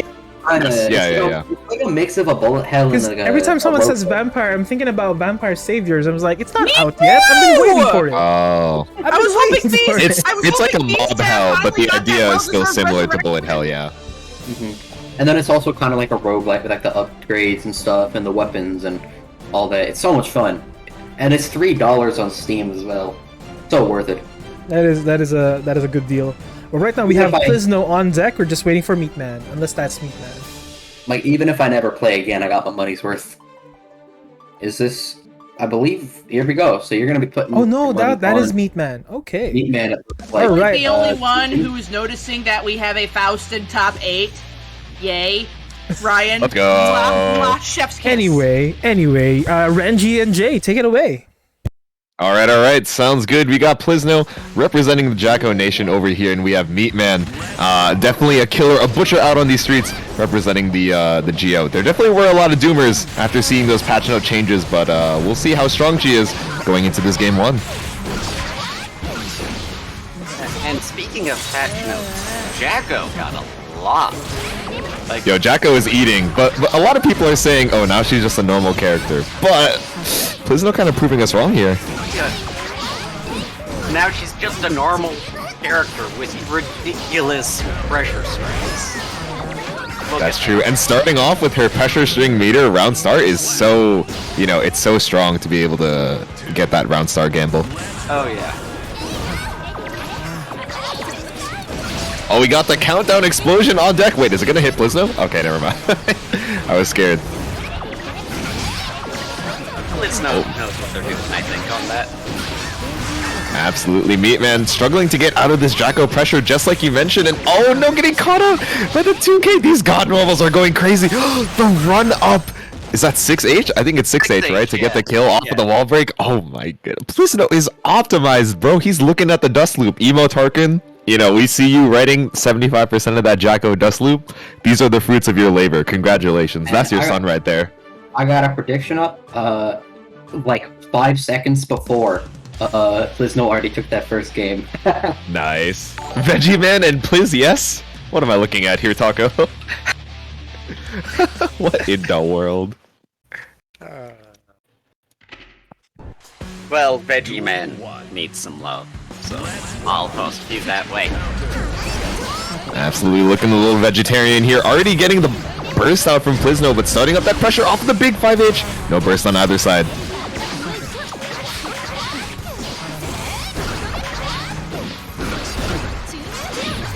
Oh, starting that minion pressure, but clashing with the JD. Unfortunately, Meatman not able to make their way out of the corner. You gotta eat this Jacko pressure once again. We have so much meter available for the minions, but it's okay. We just hit it with a run-up grab and go next. Sheesh. Meatman finally getting something started. Oh, trying to go a little too aggressive off that opening, though, going for the charge dust, and now you're going to be eating this Jacko pressure once again. Plizno, getting clipped by that minion attack. Oh, and into the corner. Oh, Yep, we're out of minion meter. Nice challenge from Meatman, getting out of the corner. Oh, but you're gonna get forever Elysian drivered here. Oh, it kills! But it always did that much damage, didn't it? It's just I think so. I was just surprised, Sometimes I forget that super cranks. Yeah. It's so rare to see it hit because of how finicky You can just react and jump it, yeah. Yeah, but when you have someone like Plizno who really knows their timing. Yep, absolutely. Knows that, Meatman is kind of getting a few of these small openings, and I think after that game 1, they're feeling a little bit of desperation to try and make the most out of it to their own detriment. Maybe playing a little bit slower here. Yep. Feeling more comfy with that Jacko pressure and forcing out the burst. Oh, Plizno keeping up the pressure there. I like that jump. Able to get the minion summon as well. Oh, that's the DLC 2K! Going under the plus frame cross up. Let's go. Plizno. I don't crazy, think it's man. plus frames anymore. Oh, is it not? Oh, I think they might have increased the recovery. I Yeah. thought I saw that in the patch notes, yeah. That's Are you it. the super? Oh, never You didn't need to do never that. mind. Yo! That was fucking stylish. Hey, you could have done anything else. You could have just held down back, made some coffee, made it all the way back from the Keurig, and then punished it. But no, you had to go for the style, and Meatman is pissed, saying, alright, I already know that's going to be a clip, but let me clip you real quick with these big normals. Oh my goodness. Is this going to be the TOD? Just want to butt in real quick to say, GS2 and 4S is faster, but it's now -5. Oh, I see. Oh, -5 is pretty unfortunate, actually. You hate to see it. A lot of characters can punish it with the jabs. That's pretty crazy. Oh, but Meatman's still going for it, though. Knows that you're not looking for that second overhead. It's going to be the 5H on block, but nice evasive maneuvers from Plizno. Oh, but the minion's getting cleared from the screen. Meatman trying to fight back out of this corner. does damage now. Wait, I don't know if she's low enough to hit that. Oh, she is grabbing you straight off the wall, pile driving you back into it. Blizno, please, you've used so much meter. Your hits are healing her at this point with this scaling, and that's gonna be. Is that game 2 for Blizno? That's game 3 for Game me. 3. Yeah. Also, Blizno is just pressing buttons in that last one. No, bro, Yo. you are scary. Oh my god. Blizno, please. I am terrified. Wait. So fun fact about Blizno, they've been messaging me the past week like, oh, Kai's looking kind of fun. You know, Ram is a maybe. They were having a character crisis, and then they messaged me the other day and they said, all right, I got convinced by a Jacko main. And I think I'm sticking with her. I'm like, oh, that's good, bro. I hope season 2 treats you well. And yeah, Jacko's kind of Oh my eaten as goodness. Blizno has shown. That Oh was my God. terrifying. I do not want to fight Plizno in bracket anymore. Congratulations to Plizno. Fantastic showing there. 3-0ing Meatman, who is a great player here at the Dust. Yeah, amazing move on. player. For real. To move on to top Meatman 8. just 3-0'd me, so like, I am super impressed by that. I'd Yeah, that's still true. say Me and that Reggie were person playing down in the power. losers bracket, and then we were like, oh, next person has to play Meatman. And I was like, Oh, you know, I want to win, but then as soon as I get to Meatman, I will still lose. And then Renji was like, nah, I'll just 3-1 you, bro. Don't worry about it. I'll go in. I'll never save you beaten from Meatman. either. I'll just 3-1. I don't know who it was in Tower that said that Giovanna's bottom 1 now, but like that is the biggest cap I have ever seen. Yeah, there's a lot of copers this season. Leo has like so many people who are just like, this character is like dead unplayable, and I'm like, Yeah. how is a character unplayable when he still has Vector? Leo, I know, like, by right? design, And- can't be bad. There's people like Razzo still putting in the work. Like Jesus Christ. And you see people dooming on May when now her 5k counter hit leads to 50% full screen. Also, Yo, oh it is no, funny. guys, It is still guys, funny. May's- like, oh no, guys, May's B&B does 20 less damage. Oh no, she's unplayable, but like she still does big damage, like above average. Is it bad that I'm just kind of like, I don't want to say side-eyeing like a lot of the dooming, because I'm like, now you know how we felt. Now you Yeah, know how okay. the Anji people felt. Now you Yeah, know okay. how Jacko people felt. Even still, this patch, Anji dooming is valid. What did they do to him? No, Anji is so much better. I don't. But like, he is a very different I character, think part of though. the thing, he has to be played so differently because his damage is just non-existent now. They took Anyway. away counter. Anyway, we're heading into the They Death hit target. David We versus will Kaiser talk. D match. Okie dokie. Jay and Renji, go at it again. That was a really fast set, so go back at it. Sure. Alright, sounds good. We got the Yomi Master, that Scrub David, and Kaiser D trying to run it down. You know, honestly, I think Kaiser D is more so of a Kai Monkey than Kai Monkey. See, look at that full screen Fujark! Who does that? My brother in Christ, you were full screen and now you're not. Oh, but that's Scrub David saying, let me catch you on the run-in. Stun Dipper without meter to catch him there. What a silly... No, please, this is your 5th Fujar arc, and this is the 4th time you've been caught out of it, Kaiser D. Fighting on this magic pixel, now you gotta make your way all the way... But no, don't do it a 6th time! And that was a stun dipper we saw, just barely at the end there. Oh my goodness. Let's see if Kaiser D can make some adjustments. Perhaps voter art related. Oh, nice. I like the JD to stay on the stay in the air there. I'm not sure if it's an overhead. I know it wasn't before, and I don't think that they changed it. Yeah. Okay. It has projectile qualities. Yep, Kaiser D getting a good opening here and a lot of health lost on that Scrub David. Oh, but the positive bonus not able to give you the meter, but the 5k closing out that round.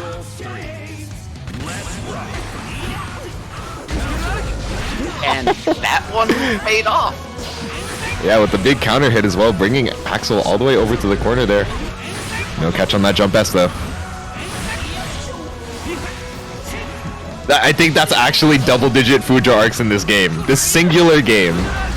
We're at 11, and the counter hit brings you so far and able to get the burst bait as well. What am I observing here, Renji? Please describe to me. Observing Kai gaming. We really are. Kai gaming. We're at 14 Fujarks. I cannot. Oh, the secret edge catching that 2H, and that's gonna be the kill. And that's going David Kaiser D taking the game 1. And this is a battle of champions right here. Mm-hmm. Both of these players have won the Dust multiple times. This That's is correct. like getting the grand finals in only the top 8. Yeah, we're only in winners top 8 right now, right? So to see these, like as you mentioned, these Titans already clashing against each other, whoever goes down here is gonna have quite the run through the losers bracket. Duel 1. All right, heading into this game 2 here. Are we gonna? Okay, it's not a Fujar arc, but he jumped, so I'm like half right. All right. What am I seeing?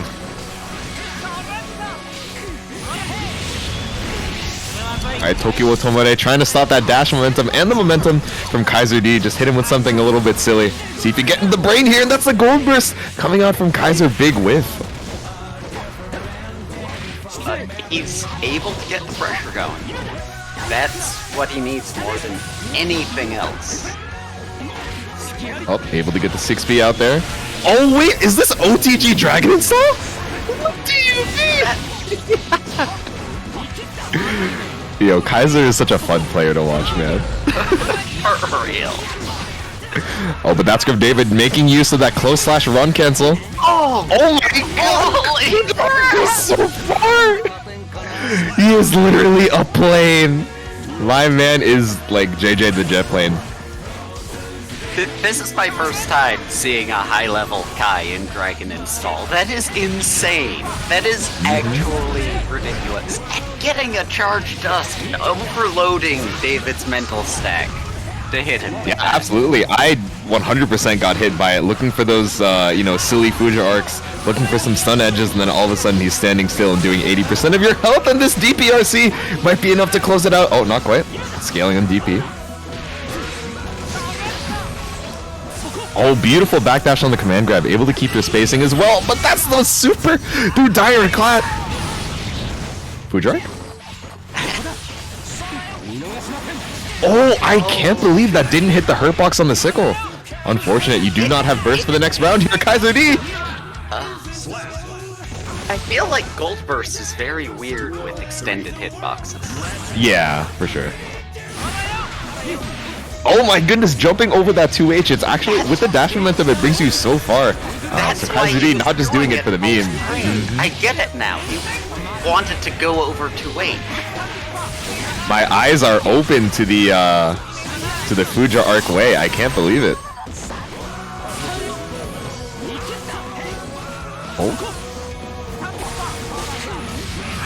Did not catching you out of that stun dipper there, not RCing. Oh no, you hate to see it, the drop on the Tokyo Otomare, but it's okay. Oh, catching you on the landing recovery. The 3 frames on landing, you actually caught that. That's scrub David. Kaiser D is like, man, come on, I blocked that. Come on, man. Oh. Trying to look for the burst here. Oh, but not taking the bait. That's scrub David is in your brain, going through the stun edge, but not able to seal it out, and that's Kaiser D taking the game too. That was such a good checkmate. Using the stun edge, so he could burst the stun edge, or he could get hit by it, and he's dead either way. Exactly, yeah, there's nothing you can do once you're stuck up in the air, all vulnerable, just waiting to get back down. It says, alright, I know you sniped my landing recovery, but I'm gonna do it right back to you and take that game sorry too. That's to from David. We are at game 3 now? Yes, correct. Sorry, I missed game 1 because I was responding some messages, so it was game 1? Yep, no worries. So we are 2-0. Kaiser D over Scrub David right now. Looks like the download is a little bit slow. Might have moved over to the Wi-Fi, but it's okay. That's Scrub David still trying to get this Yomi shenanigans on deck here. My brother in Christ, unbind your burst right now, I beg of you. Okay, able to get that 100% meter from that gold burst over here from the positive bonus. Already running in with the 5k. And a lot of the supers in the game have increased startup now. So the 5k might be... What? Secret edge through the 2E! Just murders him through the wall. And it looks so silly because we saw the Kai like getting hit animation, and then we saw the electricity just travel through the metal of the sickles into the wall break, and Kai's like, huh? What happened? Oh, Clat once again applying that shock state into the round start. Sacred Edge keeping it up, and that's a Fujar counter hit. You have to burst here. That's Scrub David looking at set point for Kaiser D, but you have to be able to fight back with your 50% meter.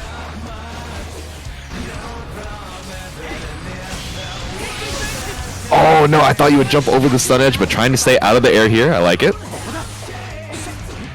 Not able to punish that. Unfortunate. Oh, the RC. Oh no, Snail. Snail whipping, but also forcing out the DP. Worked out in the end for it. Absolutely. We're going to call that a Yomi bait. Oh no, going a little too deep into the Yomi, trying to go for round start charge dust. But unfortunately, eating 50% and the corner for it. These are the plus frames that we've been looking for. Grab setup. Great defense here. Oh no. Oh, but the goalpost actually landing on the stun edge setup there. You're a little bit too close to be able to avoid that. Time stop on deck. Oh, that was beautiful. Oh, and the side switch too. Oh. Not enough time to recover after that 2H, and that is going to be the clean 3-0 from Kaiser D over that Scrub David. Kai win. That was... I feel like I just watched Jurassic Park 1, 2, and 3 all together in a marathon, but on 2x speed in a Discord GIF. You know what I'm saying, Benji? I exactly hear you. That was insane. Yeah, it was wild. Voter are putting in so much work. Yeah, unironically doing really well in that matchup. Kaiser has made a fantastic run up here to winners finals, taking out MPEF, Papu, FGC's hand. Sorry, FGC's hand. Who I can't talk today. FGC's all good. hand, who we have not seen here before, but did 3-0 Haru and Idola class. So clearly a good player. 3-0'd 4 players up here until Last Scrub David is going to fight Moira Stain in winners finals next. So very, very impressive run all the way up Kaiser here. D has not lost a game. Yeah. Wow. It's very impressive. And next up on stream, we're going to have another Kai Monkey, who recently is hot off of beating Papu, as well as Plizno, who we just saw pull out some shenanigans versus Meat Man. It was an incredible set. And yeah, we're going to get into that as soon as both of our players are here. I believe me and Jay will be commentating that one. Eesh, let's see it. iMonkey versus Plizno. Let's see it. Both We of need these names players for already every- having been on stream, but also like doing pretty well in their matches. So I'm excited to see them match up. We need names Or for. like every the combination of casters, so we can be the taco gang. That's true. Both for Taco different too. reasons, but we're still the taco gang. Also, just an Oh, aside, yeah, actually, yeah, we could be the taco cheese. Just an aside, Flo, thank you so much for the stretch. Everybody, our fellow casters and everybody watching right now, please stretch it out. Moving is important. Checking in on chat. Jaden saying, does it not have the super rough tension penalty now? There's the real Kai Monkey, the secret boss, and please not saying, bro, it is just my destiny to get bullied by Kai on streams. Alright, Kai Monkey versus Plizno next on deck. Take it away, guys. And out of all the guys to be bullied by on stream, this is not one that you want to match up with, but Plizno leveling up on the Jacko, so let's see what I believe in Plizno get. for this set. Plizno has been playing really great today. Already forcing a burst out of Kai Monkey. These new Season 2 conversions, setting up this full screen nonsense with Jacko. Oh my god, already in the opposite corner and forcing the DP out there. Wait. Oh no. There's no way this lands, right? Fantastic. And already, pulling out the Jacko shenanigans. Oh, and the minion taking one for the team, eating up that stun edge, and that's gonna be the clash on the DP, but not able to get the punish.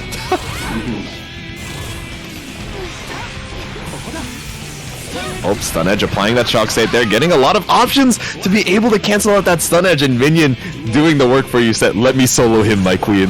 Yeah, all this is Jacko's crack. That's true. Jacko is mega buff this patch. Like, a lot of her matchups has just gone from like losing to just like, oh yeah, Jacko, it's even now, or Jacko wins 6-4, and yeah, Jacko's got some incredible stuff this season. And Blizno is showcasing Jacko's new stuff perfectly. Absolutely. Nice Oh, that's going to be the air grab to bring you all the way back to down to the ground off that magic pixel, and getting caught out with the 6P.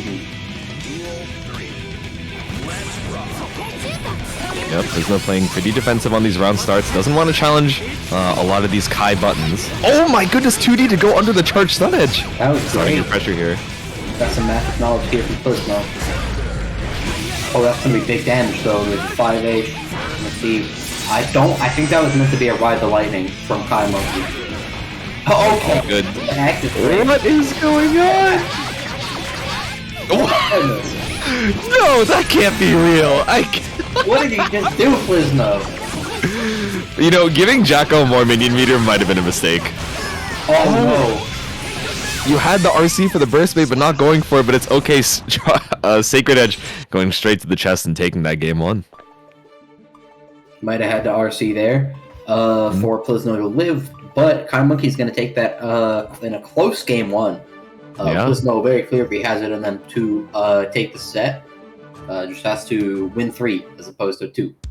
So that's game 1 for Kai Monkey, and we're going to be going into this game 2 here.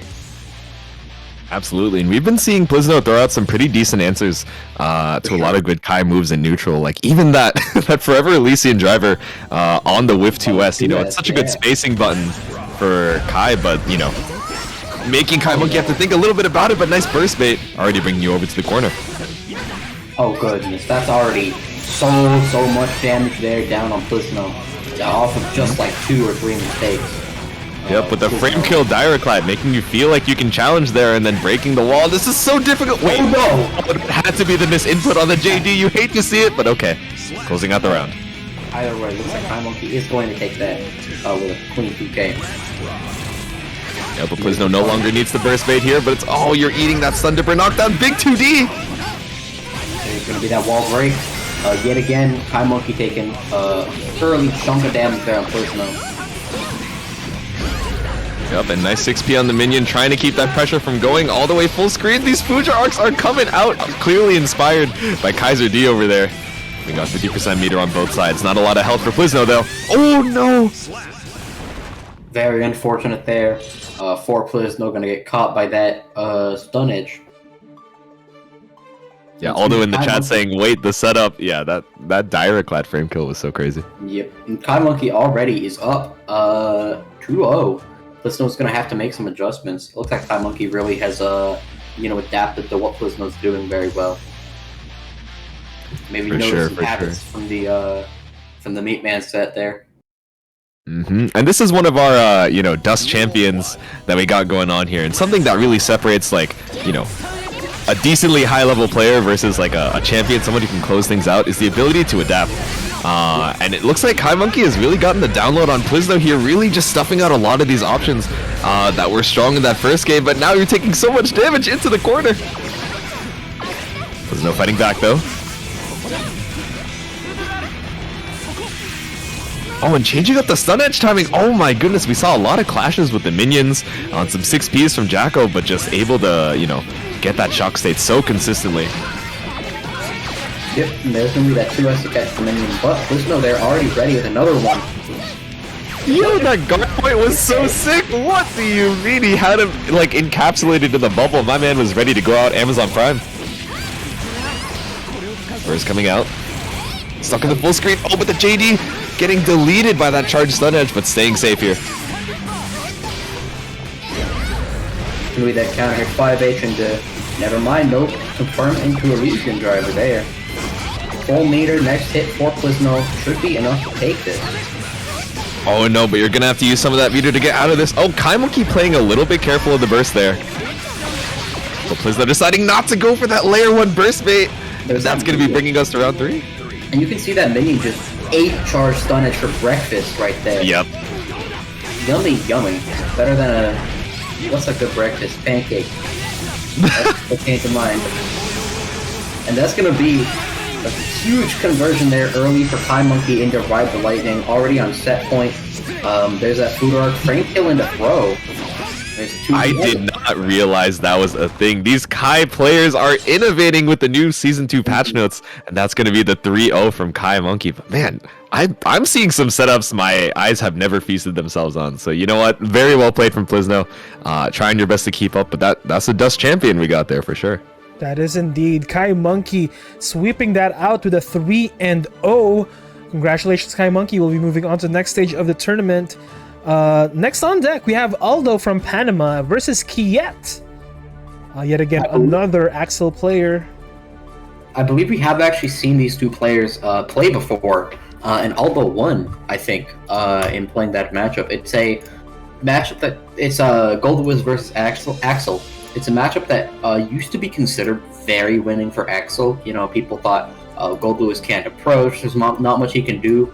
But then there were, a lot of developments, and then some really good players got their hands on the character, started to find things out, right Uppers and Darkrai and all them. And then people started to slowly realize it's not that bad, actually, the matchup. And a lot of people now, especially with the buffs, are saying it's even, or even Goldblue is favored. So it's still a difficult matchup to learn how to play for Goldblue, but I think once he does learn how to play it, it can actually be difficult for Axel to keep him out. Mm-hmm. Especially because of the strength of his neutral tools, right? You got the new Burn It Down, a lot less recovery. You got the new Thunderbird that gets hard knockdown. Very difficult to challenge once it's out. You got Skyfish, which can challenge some full screen nonsense. Goldblue has the Slingshot, which can punish a Renson. Do all sorts of stuff like that. Yeah, Goldblue got a lot of new tools, a lot of new toys in this Season 2 patch. Which one is your favorite change so far? By far, Thunderbird. They actually juiced the hell out of that move. It's so good. Yo, drone bonks. It actually bonks so hard now. So good, because in neutral, right, it's so hard to contest, because if it hits you, it gets hard knockdown. And you can hit Goldblue and it won't go away. Yeah, incredible. Because so you can trade with Goldblue and you'll get hard knockdown, and he just has Oki for trading with you in neutral. He can catch your jump with JS.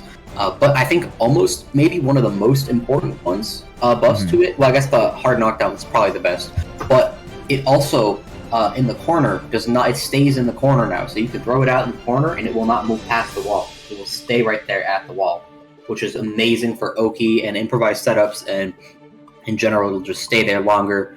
You can even hit people into it sometimes and continue to combo. For example, if you throw a drone out in the corner and then throw them. Alright, we are in the next match. We have Aldo from Panama versus Kiet from Louisiana. Renji and MPEF, take it away. Okay. Alrighty. Starting off really strong from Mr. Aldo.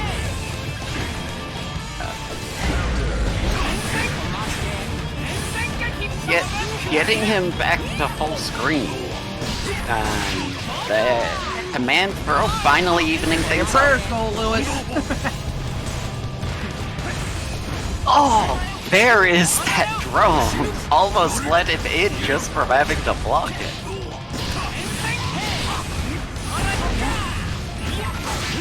Oh no, caught him in the landing recovery, but bursted before the time stop could come out. I'm speechless, that's all I can say. There is Kiet taking it. Oh, that looked like it should have led to a lot, but I guess not.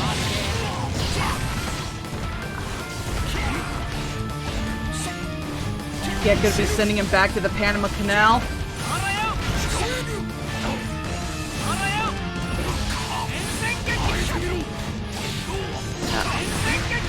Goldblue is still A lot of having... people look at this and say, like, hard oh, knockdown, he's just guy. pressing buttons. But honestly, like, throwing the sickles out like that is kind of like just assessing your space, like just saying like, this is my territory, you can't get in.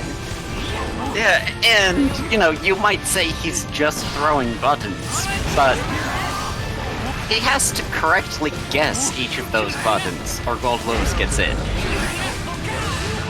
And that's why people initially thought the matchup was super skewed, until, you guys went in on, how Gold Lewis can actually get in, and if there's something I learned, if someone says that the matchup is favored in their favor, like, oh, this is Axel favor. No, wait, this is Gold Lewis favor. It's probably even.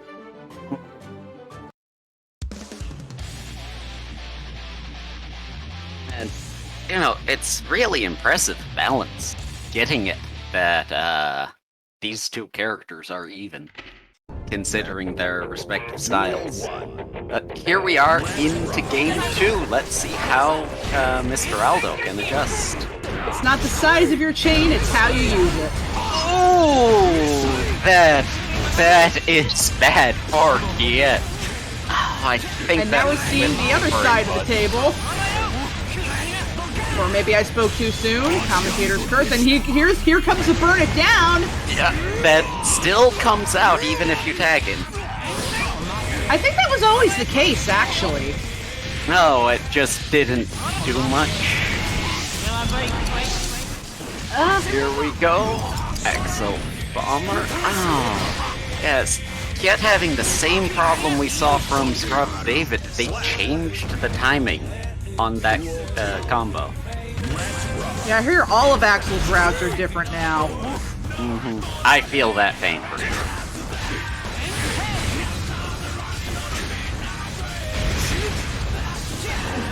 Neat clash on that.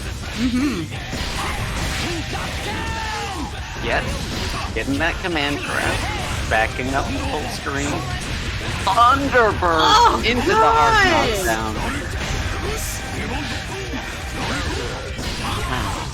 Yet able to make some space finally. Aldo's starting to read those Rensens. Oh! That would have been an amazing way to get in. And that's Yet closing it out. I fought Kiet so many times in my career in Strive, and he's just... I don't know what to say, man. Kiet, you scare me. Oh yeah, he swept me today. First game. Nice clean sweep, that was fun. You even have the broom? Duel 1.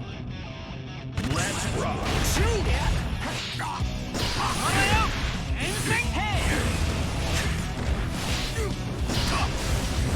Once again, he's dominating the territory by just throwing out buttons. Ooh, getting that.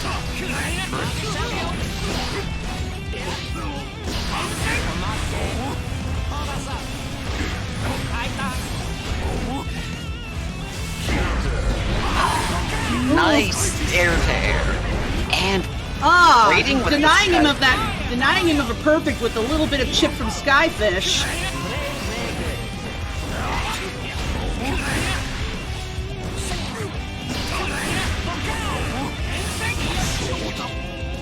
And the Rensen pullback taking it as Aldo tries to jump. He had already on set point. That new 6H doing some work for him. Oh, Thunderbird going the wrong way. That is unfortunate. Little leg spike. Seems like everything's fine.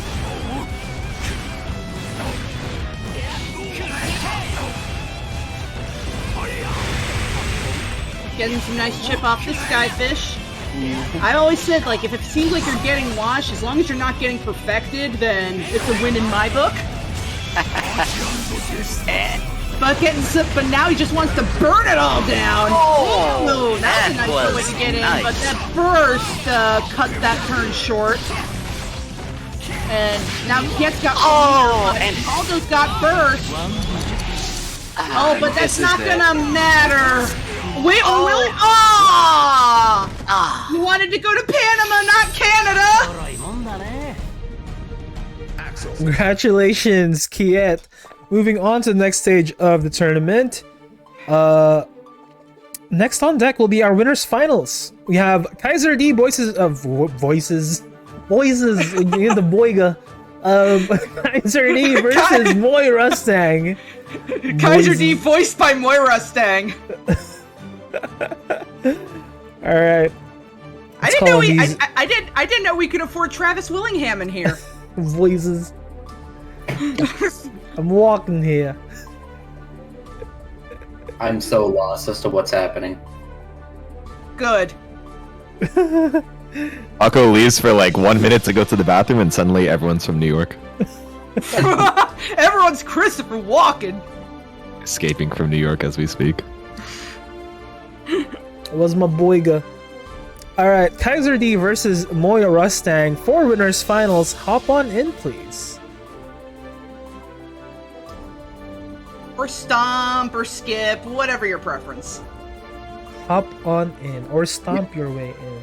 This is going to be our winners finals. Kaiser This is D versus indeed winners Rustang. finals. Both of these players are in top 3. This The match is a winner, little bit of deja vu with Kai and Gold Lewis. Yep. Unless Moy decides to pull out someone else just for the mind games. They can do that, you know. But looks like he's sticking with the Gold Lewis, which is a very solid choice now that it's season 2. Alright, Kaiser D voices. I keep doing it. Kaiser D versus Moy Rustang, Taco, and Empath. Take it away. alright, Will do. that's going to be an early 6-8-4 there. And neutral getting knocked down. Oh, nice gold burst! Already we're seeing some shenanigans come out. There's the throw from Kaiser.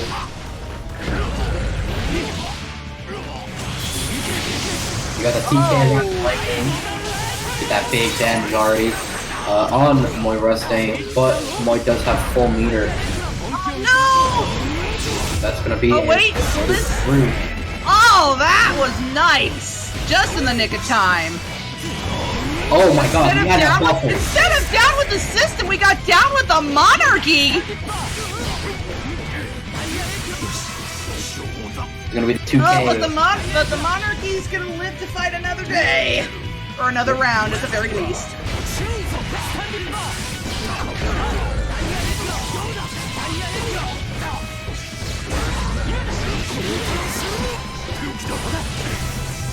King has arrived and he's here to fight the American man. And currently, he seems to be doing a pretty good job. That's going to be the Stun Dipper after the Air Behemoth, and there's going to be a nice air conversion. Kaiser DB like, this is what I think of your capitalism! And there's going to be an interesting slingshot into J8. There's that meaty low going to catch Kaiser. And a nice Oh, but that throw is going to give game 1 to Kaiser D. Catching that landing. They say don't fix what isn't broken, but they buffed Kai anyway. Yeah. Hey man, the devs must have a real bad Kai player on their team. I mean, it is following the lore technically, now that Kai's the one with all the gear powers and Asuka did cut Soul's hair. I don't know the lore. But that's gonna be Kaiser D taking game 1. And we're going right into game 2. Moist Oh, that's choosing to stay with Gold Kaiser. Lewis. And as you can see there, the new drone buffs are really solid because even though Moy, got hit in the middle of drone, he still got a hard knockdown and plus frames off of it, even though he's full screen. That is terrifying. Yeah. Makes me thankful that my character's got a teleport around it. I feel bad for Kaiser right now. Yep. Although Kai can actually go for a Violet Stun Dipper. And now they tell us. At least I'm like 90% confident. I would not be surprised at all. Stun Dipper low profiles a lot of dumb shit. But that match going on, like, that wasn't even a minute!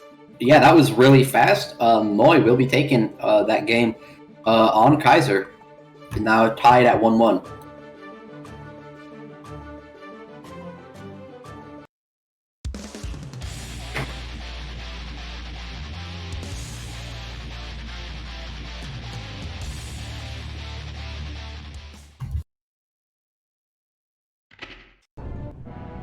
Duel 1. Alright, we're going to be going into game 3 here. Both players. One game taken. That's going to be an early burst forced from Kaiser.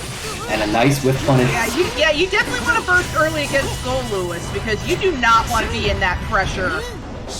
It really depends, because bursting early can be bad and good versus Gold Lewis. Into most characters, it's a horrible idea. But into Gold Lewis, it can be better than others. There's going to be that 5p anti-air. Set up that Sioki. Plus frames with the 6k back off. Kaiser really good at calling out those air behemoths. Trying to condition Aldo to not use that as much. Yeah, that's going to be Kaiser playing Street Fighter anti-air with that DP. Ooh, very nice 6p there. Punishing the 5k with a throw. And as you can see there, that's an unfortunate whiff on a 2H, which I believe was meant to be a Typhoon. And here's Kaiser's patented neutral technique, spamming air fireballs that works very well against Gold Lewis. Yeah, like, air stun edges I see are very rarely used, but I think they're underrated. It's a solid tool, and you can see there, Kaiser, using that tool, going to take that game off of Moi. Beating out the air behemoth. I suppose air stun edges are actually better against larger targets with fat hurt boxes. Yeah. Oh. For sure, and when I play the matchup, Kaiser abuses those to hell and back as well against me. But new drone is actually pretty helpful against them. Absolutely. Like, now that it doesn't disappear when you get hit. Yeah, great. Although, is that only at higher security levels, or is that across the board? I'm pretty sure it's across the board, although on I know level the 1... hard knockdown is only at higher levels. But at level 1 it doesn't matter because it goes nowhere anyways. Right. And a nice 6p there on the far slash. Yet again, forcing an early burst from Kaiser. Oh, that's unfortunate there. Oh! Kaiser just really applying that hierarchical pressure. Nice 2p on the JD. There's going to be a chase on back dash throw. There's that low. No RC to kill. Oh, there goes the... Well, that time we are going to see an RC to kill. And Moi going to keep that burst going into round 2. Very nicely played.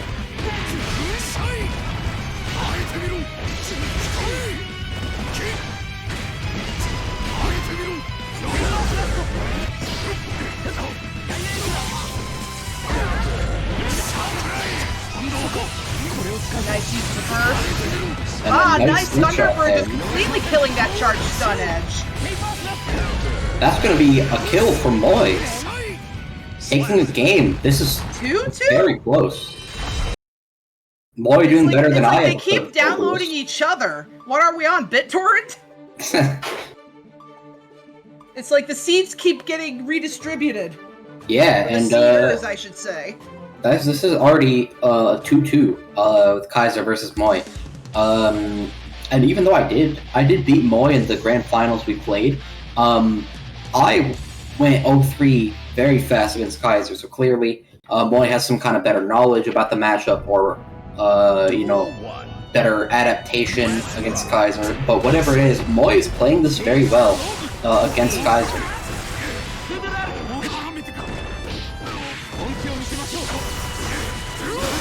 Kaiser's answering back with his own adaptations. Drone, unfortunately for Moi, going to disappear.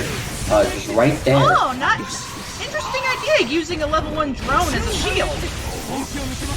Yeah, that's something that I've not seen a lot do. And you can see there, the drone just eats projectiles up for breakfast. Oh, that's gonna be a kill. You love to see that too.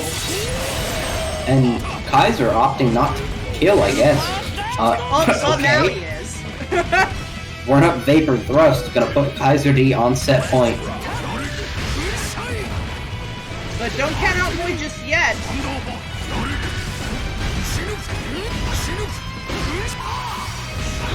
Be that low. I mean, there's something to be said about just chipping someone out of damage, even if they're blocking the whole time. It adds For up. sure. That's gonna be a As you can kill see from right there, Moi. now it's set point for either. We're at double Luigi.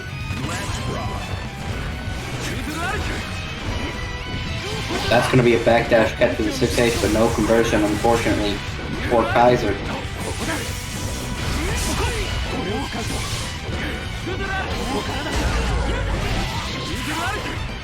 Oh, but it seems to have broken in.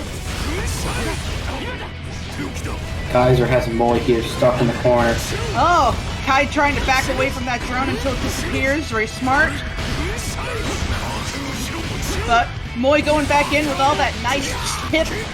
Some delicious guacamole. Just dip it right in there. Kai's not allowed to stun dip his chips. And Kaiser spending that burst there. Avoided pressure! That's gonna be a big counter hit! A drop Oh from no, Moi. but he drops it just it's the most crucial. This could be a... Kaiser's time to come back. No, oh! Whoa! And that's gonna be... No, oh! No, wait! We're just getting drops everywhere! This is like the doublest of Luigi's I've ever seen! Oh my god! No! Moi wins! Moi moves on to Grand Finals! Hell yeah! Congratulations! Oh my Oh god! my goodness! In Moi this with the behemoth typhoon. Holy shit. That was... Jeez. Is it okay if I can is it okay to say I was making diamonds there? Jesus. I was Jesus. too, that was Yeah, that was wild. Making it all the way to the Game 5 last round, last hit. Oh my With the goodness. doublest of Luigi's. Anybody who has my sub, can you guys toss in some gaming for me, please? Oh my goodness. Gaming. That was fucking sick. Jesus Christ. It was so good. Woo! Alright, alright. We might have to make that its own video. Jesus. We already have two incredible sets that are totally worth worth a highlight today. We had the this one with both of them actually were Game 5 round 3 last hit. There was Aldo versus just Ryan, and that winner's finals there, Kaiser versus Moi. But Although here, now we're going back on down to losers with our next matchup being Scrub David and Kai Monkey. If we didn't have enough monarchies. Alright, Renji and Jay, take it away, guys. Absolutely, and once again, we're going to be seeing the Kai against Axel matchup, but Kai Monkey, plays quite differently despite playing the same character as Kaiser D. So I feel like we're going to be seeing a lot less of these Fuji arcs coming in. Oh, but the IID caught up by that Scrub David. Kai Monkey getting his way out of the corner. That's a nice counter hit, earning that burst. Yep, sniping you out of the air, but instead of the backdash, we're seeing a lot of jumps over the Winter Mantis. A little bit less advantage to be able to get in, but it doesn't matter. Kai Monkey making the most of it. That's going to be Sacred Edge to break the wall. Builds up a little bit less burst if I remember, so might be optimal there. I believe it's mostly because it leaves them in shock state. Oh, that as well, yeah, for sure. And that's Kai Monkey taking it. Yep, that's Scrub David once again playing that keep away game, trying to run up with the new Axel Far Slash, which has a decent amount of disjoints. Pretty good challenge over there in the neutral, but unfortunately we are now in the punish game, getting those combos. And that's going to be Shock State reapplied onto David. Oh no, tries going for the anti of a Kai Monkey, deciding to stay grounded and chill out here. Not the OTG being able to kill, blocking the 5D. 6H even on hit, it's still 0, so you still have to be able to play that RPS here, and that Scrub David is throwing rock. Alright, one vision over here on deck, but all you need is one good hit with 0 on block. The counter hit is not quite enough. Yep, just able to jump over it, trying to get the 6P in case he went in for the IAD. I like the awareness from that Scrub David, not go too crazy on that whiff super. Oh no! Trying to go for that Rensen soaring strike follow-up, but unfortunately getting whiff punished by Kai Monkey and taking that game 1. I think it's really hard on Scrub David how differently these two Kai players are playing. Mm-hmm. I was seeing over and over Scrub David making what would have been the right choice against Kaiser D's approach and getting stuffed. Yeah, and it was you and I on the commentary, Mike, for David's previous match against the Kai. So, you know, we're especially able to see the big difference in playstyle from Kai Monkey. Still able to take their space off of a lot of these axle openings, but getting air grabbed out of the sky. But that Scrub David, you know, struggling to find enough damage to be able to close out these rounds with the axle routes. Oh, the windmill just barely catching you. It has, you know, because he can vary the timing of how long he decides to hold it, it's a little bit hard to figure out that whiff punish timing. That's going to be the new roots from Axel, getting the damage that I was just asking for. Thank you, David. Positive bonus, but not enough meter to do anything here in the neutral. Oh, might have been trying to go for the 6P, but the Fuji arc just hits so low that sometimes if you're not 1000% woke about it, you are able to get hit. But that's the Winter Mantis.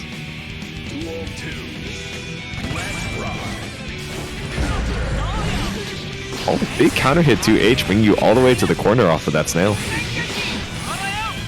Oh my god, the Rensen 2H is just coming out, just really covering that ground. But the second you go for JS, already getting the 6B into that corner carry for Kai Monkey. Making some space, pushing it out of the corner. And oh my goodness, the one vision.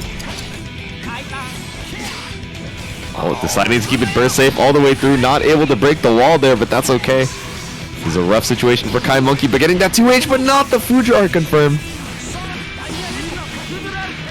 was a sick 6P there. Absolutely, and the Fuji arc's not. Oh my goodness, these Kai players love their run-up gold burst. Kai Monkey gonna be dying for it on their last dying breath. And that's gonna be tying up the set count here, 1-1. Mad respect for trying that, though. Yeah, you know, when you're on that pixel health and all you have is the burst left, you can't do the burst when you're full screen. So you might as well try and run up and get some meter while you're at it.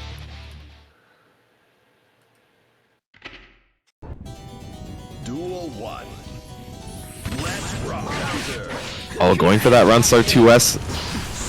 Far Slash has great disjoint, but not able to protect your toes there. It's going to be the opening from Kai Monkey, forcing out that burst from that Scrub David. Oh, beautiful 6P! Yeah, eating the extended perk box from JS, was it? Yeah. Yep, and able to get the snipe with the stun dipper. All these Kai players just want one thing, and it's 50% meter to do their 5-frame advancing low without punishment. It's going to be a lot of positive bonus, but you don't even need it to be able... Oh, maybe you did need it. Unfortunate. Not quite in range to get that 5k pickup. That's okay. Kai Monkey just needs to fight in one more time, but that's 50% meter.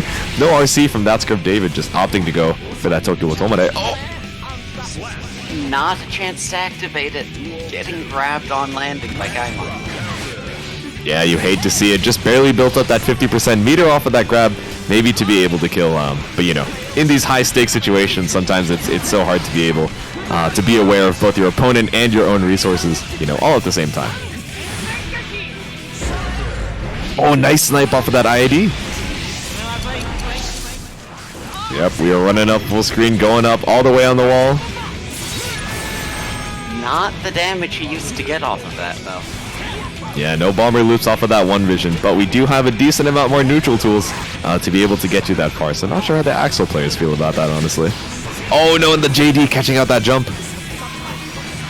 up and grab. No, you had the PRC. Might have been down backing to stay safe, but unfortunately still had time to get that aerial out. And Kai Monkey trying to fight their way in and getting clipped for it.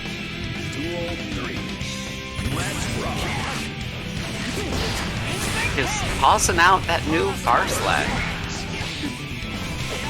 Yep, you got to use those disjoints. Everybody got a, you know, some decreased hurt boxes, and everyone is addicted to it. Just like this Kai player is addicted to these stun dippers. Yeah, the 100% meter, of course. You had to know. Jumping over that command grab, getting a lot of space here, opting not to go for the air grab, instead go for that close slash. Yep, 6H. If you want to keep the pressure up after it, you have to RC. It's 0 on block, or actually minus on block.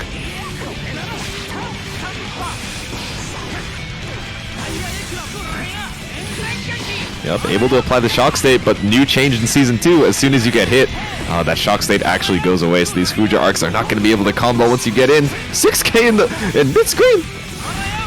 What a madman this Kai Monkey is, trying to make their way in, but baiting out a committal option from Axel. Get the 6B. Run up grab, this is going to be a, was that a safe jump setup off the whiff JP? Maybe. Oh, the stun dipper, not enough to be able to break the wall, but this is... Kai Monkey taking the lead again. My goodness golly, these games are so back and forth and already making it over to the last round, last hit situations, and we still got at least one more game to go, and let's see if David is able to tie up the set count here.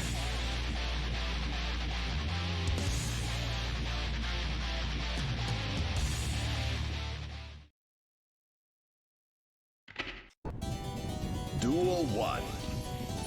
Let's rock. That's from David deciding to go for that game for Yomi, you know, a little bit trying to see if Kai Monkey is adapted to his playstyle and just going for that run-up grab, an absolute madman. I'm used to people doing that Anji, but like that's supposed to be an Anji thing. I know, it's supposed to be the counter to the round start spin, but this time that's from David just wants to show you that he's in your brain, but unfortunately Kai Monkey is eating well into your health bar, applying that shock state, and that's going to be the confirm off of that far slash.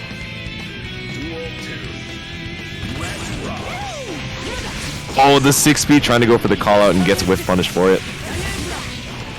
Oh, another 6B. These 6Bs are really doing a lot of work for Kai Monkey here. Instead of leaning into that Fuja arc, you did not need to fast RC there, Kai Monkey. You're just using meter because you have it. But that's okay. Trying to seal out the round here. Oh no, the run up 6P. Still not able to beat the DP, and this is looking like match point. You just need one more hit, Kai Monkey. We have the time stop on deck. Does it carry over to the next stage? It should, right? Yeah. Yes. Oh, the time stop! I cannot believe it! No, Season 1 that was killed, but it's okay. Ooh. Snail keeping you safe. Beautiful use of the special move to space yourself perfectly for that punish. Oh no, and David is in Kai Monkey's brain, sniping him out of the sky. He has the burst up, but might be looking for a burst bait here. Gets caught out of the far slash. And that Winter Mantis hitting in combos now. Yeah, it's crazy. It doesn't do a ton of damage because of the force scaling on the command grab, but it is a nice way to be able to confirm. Yep, close slash OTG. Maybe you're looking for a burst bait. Oh, he's just jumping around in the sky, and that's the 2H. Dodging it, knowing that Kai Monkey is not looking for the air grab.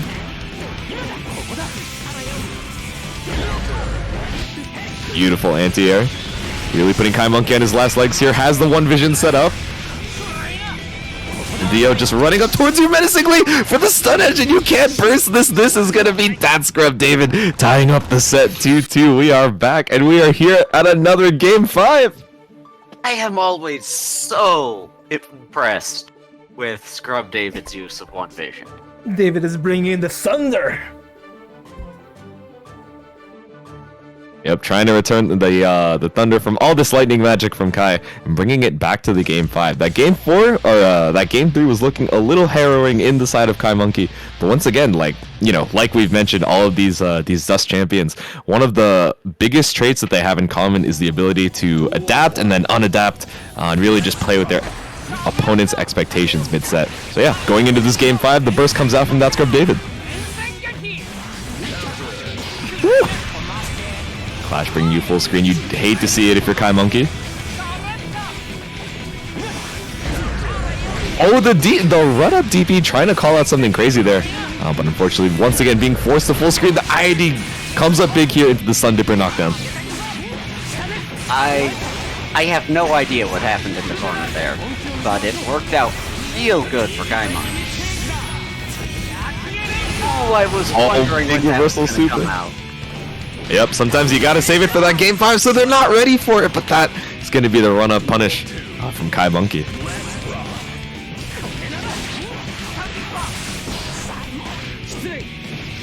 Alright, run up into the grab. Might be looking for the oh, no charge Sun Edge.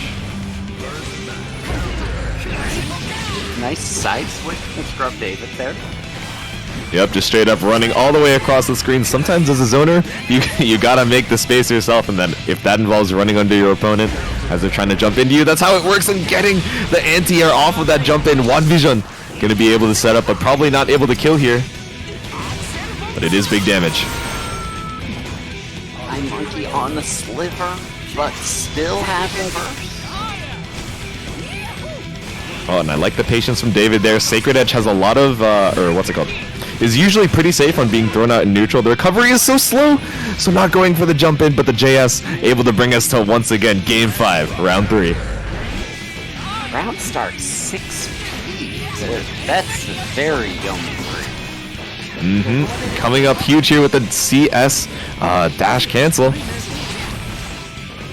Yep, for full screen, jumping that Winter Mantis. Even in the Game 5 last stock, Kai Monkey is so woke about dodging all of these command grabs. Haven't seen them get grabbed by it in so long. The IB to keep your space. Oh, and it's going to be a lot of damage. Both of these characters looking at the one-touch situation, but Kai Monkey gradually building up that meter. Another big call-out on that anti-air. The OTG One Vision, no way! Oh no! You hate to see it. That might be the last mistake you live to see. Oh no! And that's gonna be Kai Monkey just barely taking the set 3-2 over that Scrub David. So close. Oh my goodness. You hate to that see was it an off of the insane OTG set. time stop. We have had an unbelievable amount of Game 5, Round 3 last hits. Like, so many today. And also, I just want to point out how, like, a lot of these players here are very well known, right? That Scrub David is a very strong Axel, is well known in a lot of places. You know, Kaiser D, super well respected Kai player. But I love how we have players of our own who aren't as well known, but still incredibly strong here and capable of taking out, you know, super good players like that. You know, Moira Sting taking out Kaiser D in grand finals. Kai Monkey here taking out that Scrub David. And these are players who, you know, you'll see go far in a lot of brackets, right? These are very impressive players who a lot of our own are taking out. So I'm just, you know, super proud of all the people here who are, you know, doing amazingly even when put up against, you know, a lot of the best. Absolutely, absolutely. But of course, that Scrub David, our EX champion and our Happy Chaos Slayer, all his upgrade points must have been put on Happy Chaos for this week at least. But he will come back strong. Well played to Kai Monkey, this time prevailing through and heading into loser semis. Next on deck will be Just Ryan versus Kiet, another Axel player. Another amazing Axel player we'll see on deck here on the next match. This time we got Faustin. Let's go. I call dibs. I call dibs. You can't take this from me. You are. Yeah, it's time to put the entire commentator's desk aside from our resident Faust main on. Alright, gonna have to hit MPEP with the def in here. And going into... No, I'm just kidding. I'm just playing. You gotta give it to the Faust player. Alright. I actually almost believed you for a second. It would be so evil to deny you of this privilege. That is true. That is true. We are not about that life. But next on deck, we have Just Ryan versus Kiet. Taco and MPEF, take it away, my friends. Alrighty. I have no Ryan, clue. giving us that amazing match against Aldo, right? Or was it Moy? No, Aldo. Against Aldo. Also fought Moy though. Got the Gold Lewis bracket here, and now he's going to be fighting Get. I'm not sure how exactly this matchup plays out, but I don't imagine it's the most fun. In Season 1, it was definitely Axel favored. I think it's still that in Season 2, but Faust has better ways to get in. For sure, yeah. I mean, I think Faust just got better across the board. So, like, what was a 6-4 is probably now more like a 5.5, 4.5. I feel like 5.5s are the most common matchup in this game. There's going to be that 5P to take the round 1. Why my monitor turned off? Okay. Back. Here we're going to have, there's a nice fake cross of overhead. Get that air dash back JH. Something you see. And Ryan hop on his foot there. Yep. And that's something we see Get do a lot here, is that jump and then air dash back JH right there. Nice 2K from Ryan. Ooh, very nice carry. Nice throw from Ryan. Gonna see no RC. Oh! But that's gonna be a bait. I don't. Yo! Nice. Maybe just standing there was just part of the mind games. I don't know if that or if there was just some kind of input with, but it really worked out for Ryan. Yeah, Ryan's got the AFK mind games. Get thought Ryan was AFK. He's like, I gotta just throw. Yeah, it's like he gets the afro and then you just hear the modem noise and then all of a sudden he just goes into overdrive.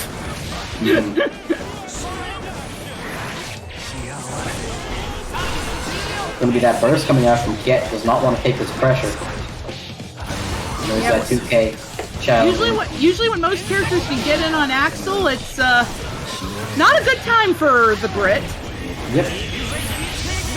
So we do see a reverse coming in. Oh, and it's going to take out Ryan for game 1. That's going to be game 1 going to Get. And sicking his own children on him for the extra hurt. Really? Really, Kiet? Why do you have to do my boy dirty? No, he's not a boy, he's a man! But that's going to be still a close game 1. Ryan is definitely capable of taking out Kiet here. Abso-fucking-lutely. Kiet, I love you, but... Faust. Yep, exactly. There's going to be that, looked like it was going to be a burst bait to me, but I guess not. Nice J2K there. And I think Faust does have a couple good things in this matchup, like Faust can low profile 5P very easily. Absolutely, totally. I can see that J2K being very helpful as well. And with the faster startup with Scarecrow, it's a lot easier to punish Rensend if the time is just right. And no! The hard commit is going to bite him in the lanky ass! And there's that patented, that scrub David, just don't stop running tech. But more like that scrub Kiet. Oh, that is, Kiet gonna be using David's tech. Wait, is that David? Who does that? I forgot. Well, there's gonna be that low. And Axel low. Axel low. Wait till you see the Axel overhead. Opting for an item toss instead of scalpel, but still able to apply the pressure. It's really helping. Really good at calling out the hard commits from Ryan, and that's unfortunate. Was that the snail? No, that was JS. And that's going to be Kiet up 2-0. Very, very unfortunate for Ryan getting caught there in neutral within mix. Not exactly sure what had to be done there to avoid getting caught by the JS. Maybe move forward and catch Kiet in startup. I don't know.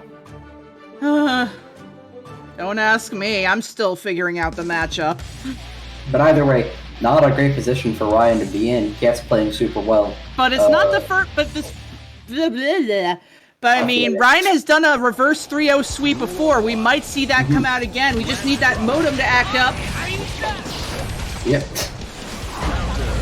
Nice JH, just snipe Kiet there. Every time I see a Faust get a counter hit JH, I smile. It's so pleasing, just to see. It is, isn't it? Nice J2K to call at the back dash. And something I've noticed is Ryan is using that air movement so well to avoid what Kiet is doing to anti-air, right? Typically, you'll see Kiet, throw out a 5P or a 6K or a 2S or one of Axel's 75 anti-airs. But Ryan's playing super well around him, approaching at different angles with, the J2K, the double jump. Ooh, nice J2K to counter the Rensen. There you can see. That's another thing that makes me smile when J2K can actually punish Rensen. That also makes me smile very big, very wide. Oh, but Axel's got the horn. It's going to be Rainwater avoiding that Goldberg. In this stage, would it be Rainwater or just plain snow? I don't know. But that's gonna be 6H OTG. 6H OTG for Ryan and take that. Kiet's still on set point, but this might be the start of a 3-0 sweep. Please, commentator's curse, don't kill me. Don't take this away from me. Nice back dash there on the command throw. Yeah, Ryan really good at predicting the mantises. Oh, let's go. That's gonna be a great. That burst might actually bite Kiet in the ass. It's Ryan with the horn. It was hard to tell for a second. And Ryan just keeping Kiet guessing by having that after on, and there it goes. Nice. No conversion with 5K, unfortunately. But Kiet's still at low HP. There's going to be that 6P. Catching Kiet jumping, and the false slash. And Ryan is on the board. Let's go. Commentator's curse, suck it. Oh, you've done it. Empath, you've cursed it. No. No. When I was saying this might be the sweep, the commentator's curse usually proves me wrong. I am saying suck my non-existent megabytes. Your megabyte, yeah, just like how these players are. How do I relate this to the game? Alright, we're going into game 4 here. It's just. Kiet is up 2-1, but Ryan still playing very well. Took that last game. Whoa! Oh, the mini Faust. Thank you for punish. Appreciate it. Literally fishing out that burst out of Axel. Scalpel is so good for that. Like you can make it a burst bait, you can make it burst safe, you can force someone to burst. It's so versatile. It just plays around bursts surprisingly well. There's that cross-up overhead. Ryan gonna IB that again for some reason. Oh! Excellent, nice conversion. Excellent! Oh, very important. Oh, but Kiet getting back. Wait, but. There's that run under. Oh! Nice close slash. Nice close slash to end the round. Ryan with the magic pixel of HP, taking that round. You got the mash off at round start. I gotta go sell all these diamonds I'm making. Yeah. Making quite the profit. This tournament is tense today. It is.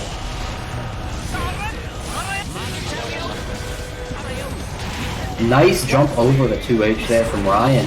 Gonna catch Kiet blocking low, with that, or blocking high with that 2H. Oh, an unfortunate hurt.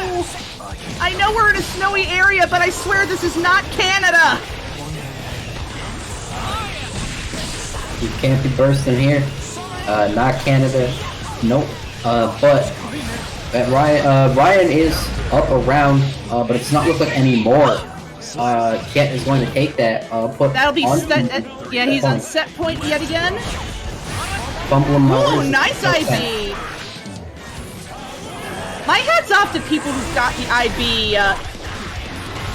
The IB timing down? Yeah. Yeah, it's been a year and I still can't do it consistently. Yeah, I fought Hitachi. Some of y'all might have seen the clip. The gold boost who dropped the combo with the super. That was me. But Hitachi was great with those IBs. Any player who can do that, very well, has earned my respect. And this is not looking good for Ryan. Kiet is going to get that conversion. Oh! That's a drop from But he Kiet. still got to. Oh no. Oh! A very close set, but Kiet is going to take it in the end. 3-1. Alright, Oh, congratulations to my Kiet. beloved! Also, just a quick hello, Lieutenant Shellshock, welcome to the chat, my friend. Also, everybody, Aldo and God Gangsta, posture check and hydrate. Get everybody, check your posture, drink some drink. I hope you guys are enjoying these matches we're having right now on the DUST 24. But well played to Kiet, moving on to the next stage of the tournament. Amazing run from Ryan, the first time we've seen Ryan here on the DUST tournament. But right now, we have the next on deck. Next on deck will be Kiet versus Kai Monkey. And for this set, I'll have MPEF and Renji take it away. Alright, here we go. Kai against Axel. Yet again.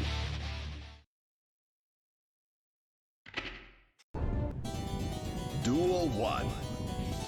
Let's rock.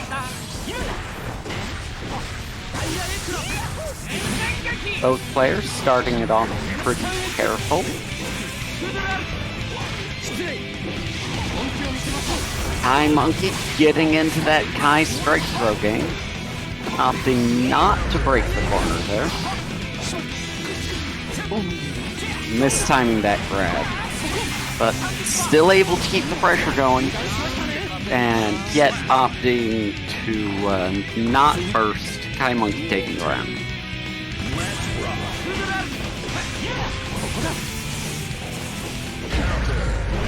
Ooh, good 60, forcing Kiet into the corner. He bursts nice and early this time, though. He might be able to get it back this round, even. Almost earned his way back out, and there we go. Good anti-air, good confirm. And Kai Monkey is full screen.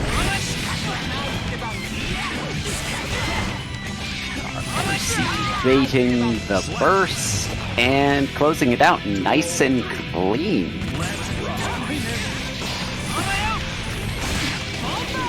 Getting that Winter Mandus, keeping that full screen pressure going.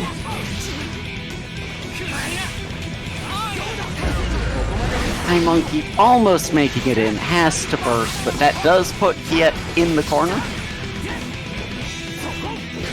Kai Monkey being very respectful of Kiet's reversal here.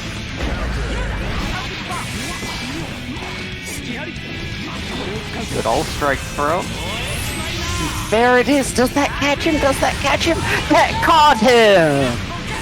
Holy shit, that patience with Kiet waiting out the first few hits of that. And Kiet closing it out with a 2H. And that is indeed Kiet in game number 1.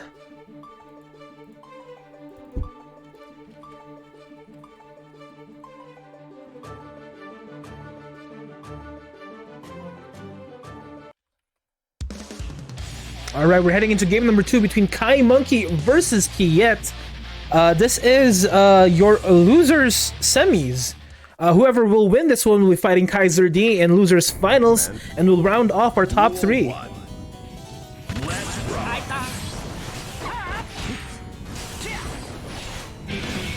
Alright, strong opening coming in from Kiet, backdashing and keeping that effective range away from Kai Monkey.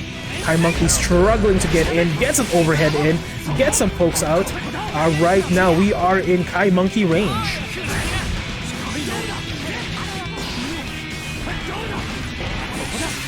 Get backed into the corner, burst just to get some distance. Hook that hit, but is better off than being stuck in the corner. He's doing a real nice thing with these air dashes over Kai Monkey as soon as he has the slightest opening. Oh, missed the side swap.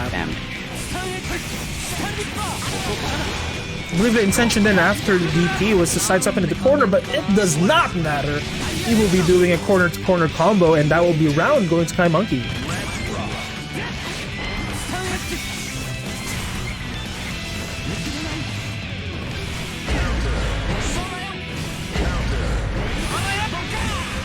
getting real good timing with his pokes here.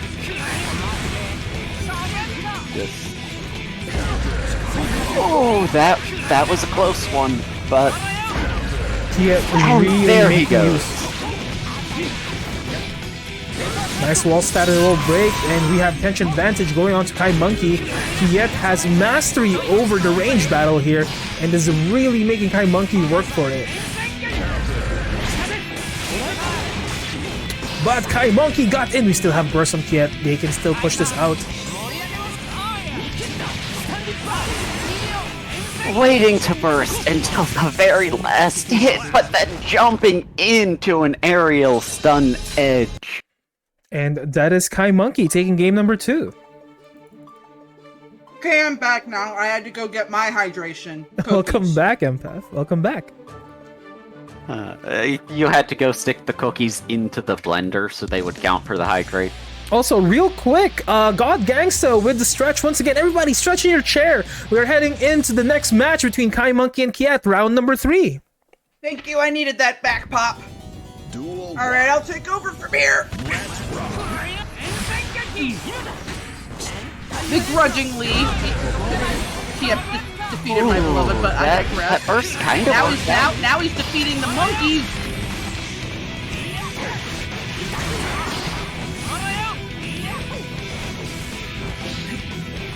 Coming in from that last win, just doing a loser's run always seems to get you more amped.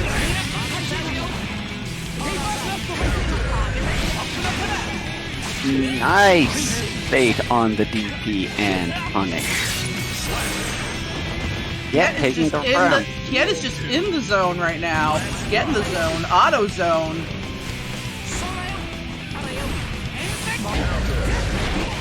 Jumping over the windmill that does not have an upper hitbox at all.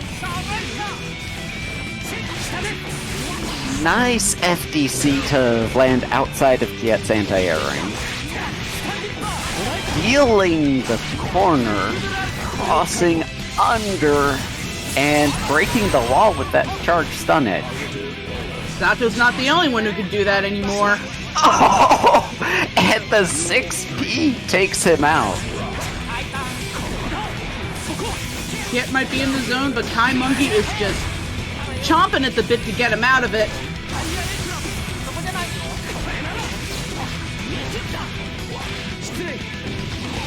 Oh, there's that run-up throw we all associate with the most honest character in the game. Beating the burst successfully this time, and getting wall break with a nice chunk of damage. And closing it out with JH, Kai Monkey now in the lead, 2-1 over Kiet.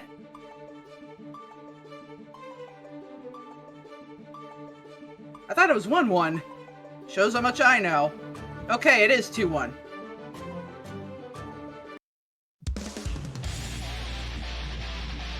It just shows you just how immersive these matches are if we're constantly losing track of how many wins and losses there are. It's just you just can't take your eyes away from this.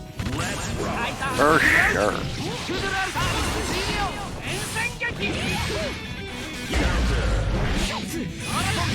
Yeah, it looks like Kiet's getting right back into that groove. Once again, asserting his dominance by just throwing buttons out saying, "This is my space. Go back to your Facebook." Nice side swamp there. And... oh man, and those friends send follow-ups. I know I should be salty at Kiet right now, but that was just chef's kiss.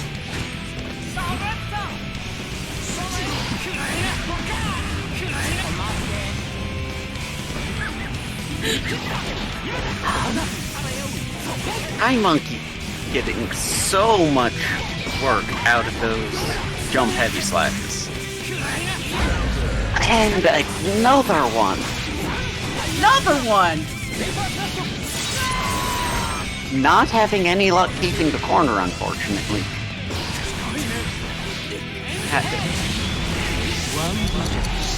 If there's one thing... Cheating again! really having going for him. It's Kai Monkey seems to have to break the wall with every combo. He doesn't have an easy off-ramp, letting Kiet get a reset. But it seems like even if he does break the wall, Kiet is able to get his ground back pretty quickly. But honestly, this can go in either direction. And another JH counter hit into just massive damage. And here's the reversal. Baited and punished. And that is Kai Monkey taking it 3-1 over Kiet, who has had an amazing run today. Round of applause for Kiet. Real Absolutely. Quick. Although at the same time, I feel I have a little smile on my face.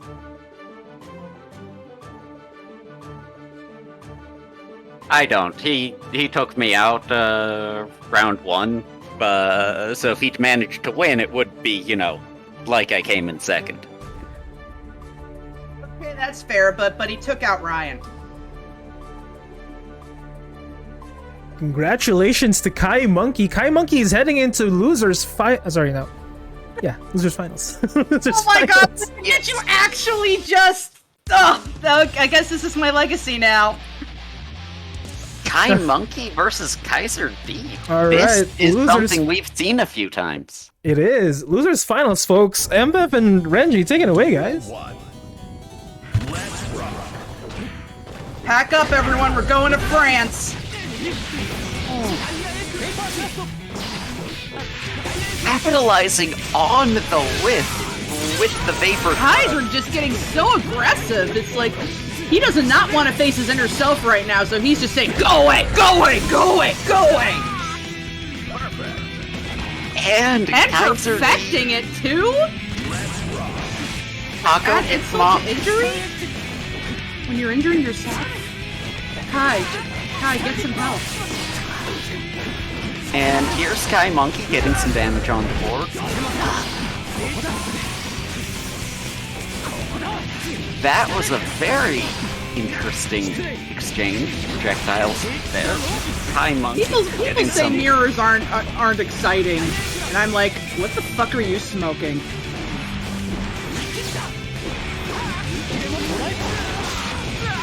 Closing it off by RCing the tap dust. Kai Monkey being like, I am you, you are me, accept me. Oh, nice DP punish. Kaiser D. I should not have said anything. There's that burst as soon as he gets it. He's probably not gonna be able to get another one.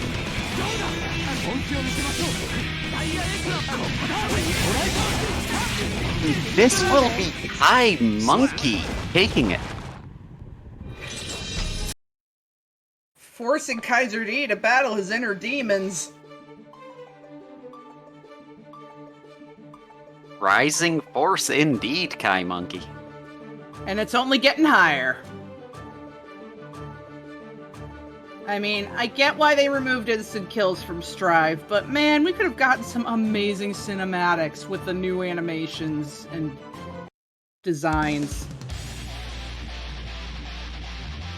For sure. But I mean, the matches go by so fast, you might as well call them instant kills, so I guess it's a trade-off. But going into this next game... Duel 1. Let's rock. Kaiser D just with an aggression applied immediately. They say you're your own worst enemy.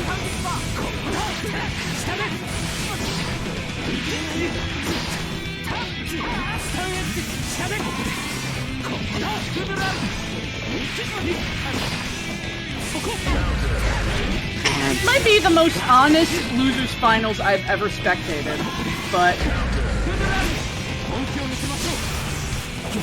yep. That's our Kai, just an honest mid. And Kai Monkey taking the first round. Kaiser D not letting up on the initiative, no matter what Kai Monkey does. He will not be dissuaded from his advance. Constant denial that this is who he is. He keeps fighting himself. Oh, but Quite he forced to connecting. Canada. Enough for Kai Monkey to maybe bring it right back home.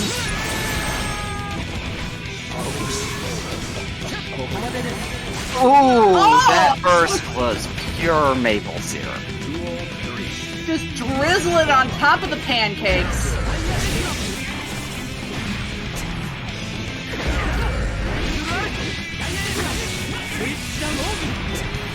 Just more of that Kaiser D's specialty. Aggressive photo art. Applied I actually don't think Kaiser's been this aggressive all tournament until the mirror. Perfect. And that's another another P. P. Taco, you got the mop out, right? I got the Yeah. Roombas.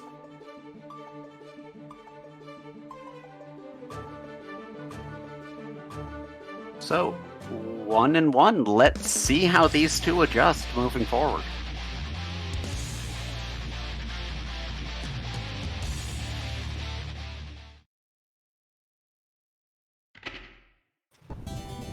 Duel 1. Battle itself continues into this game 3.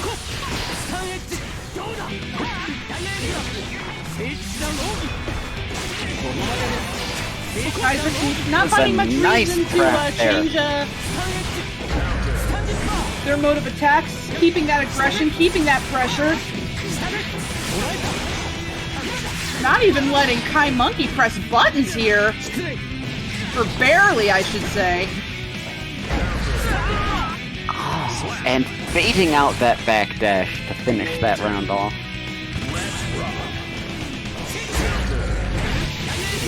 And actually, I think Kaiser D is playing this a fair bit more patient right now. Really now. He's throwing out those stun edges. He's keeping distance right where he wants Oh, nice Oh! kick. Whoa! Good was burst at the that? very end there. Tap Dust closing it out with another P from Kaiser P. Jatsu calling one of the Kaiser stun edge enjoyer. I'm guessing Kaiser D. Yeah, that 2H counter hit into charge stun edge, that is some serious drip. Anyone tries to tell you Kai does not have drip, just show them that clip. Nice rhyme. Thanks. So game 4. Need we say more? Duel 1. Let's rock.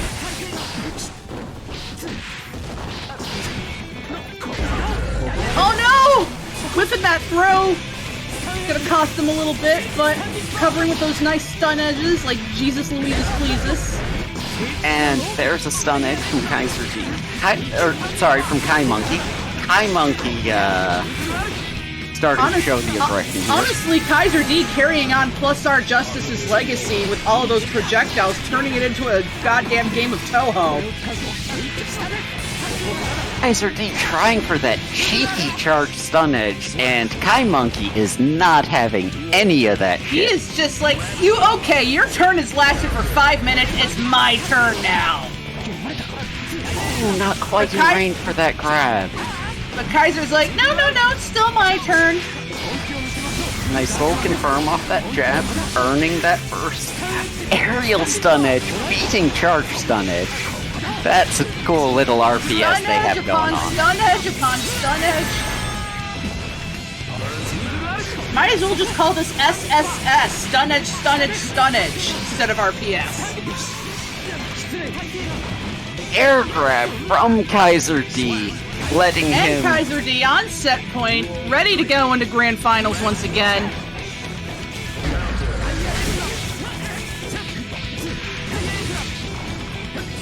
And now just bringing back that aggression. Oh, Not that able DP to get a getting close punished. flag. Oh, but the throw getting punished. There's been so many throw whiffs lately.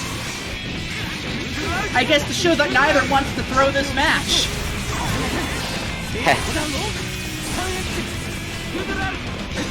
I'm here all week. Anyway. Not much of a confirm off that 2-8. So sometimes you don't really need the elaborate combos to win the game. Sometimes it's just a war of attrition.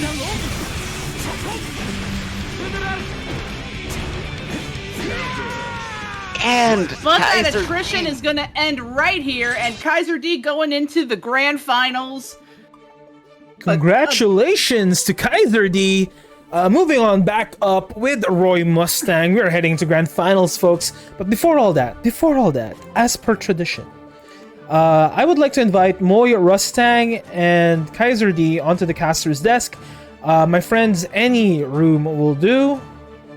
And before that, a shout out to Kai Monkey for putting on an amazing performance as always.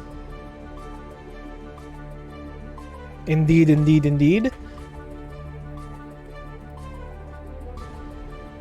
Right, we are waiting for these two amazing players to participate and play.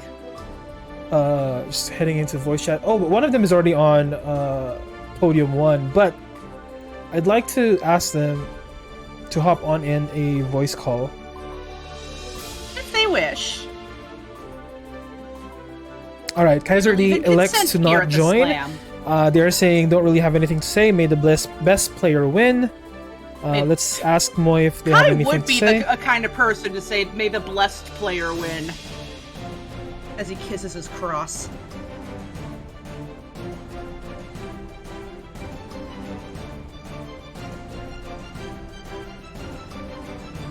Alright, let's see if Moy will join us though.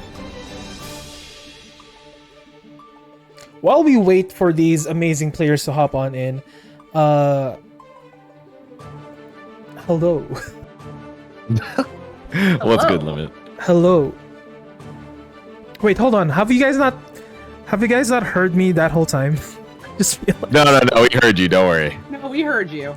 Okay, so I guess I turned Let's it on. Slight Limit right now. Yeah, you've actually been muted this entire tournament. It's been really weird. This is like the first time we've heard you.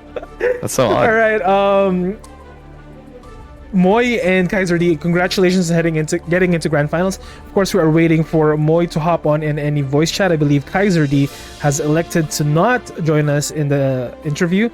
Kaiser D is indeed saying though, best of luck to both players. Is that what he said exactly? He just said may the best player win. All right, with that being said, I would like to thank everybody who joined us here this afternoon. Thank you so much for joining us here on the DUST 24.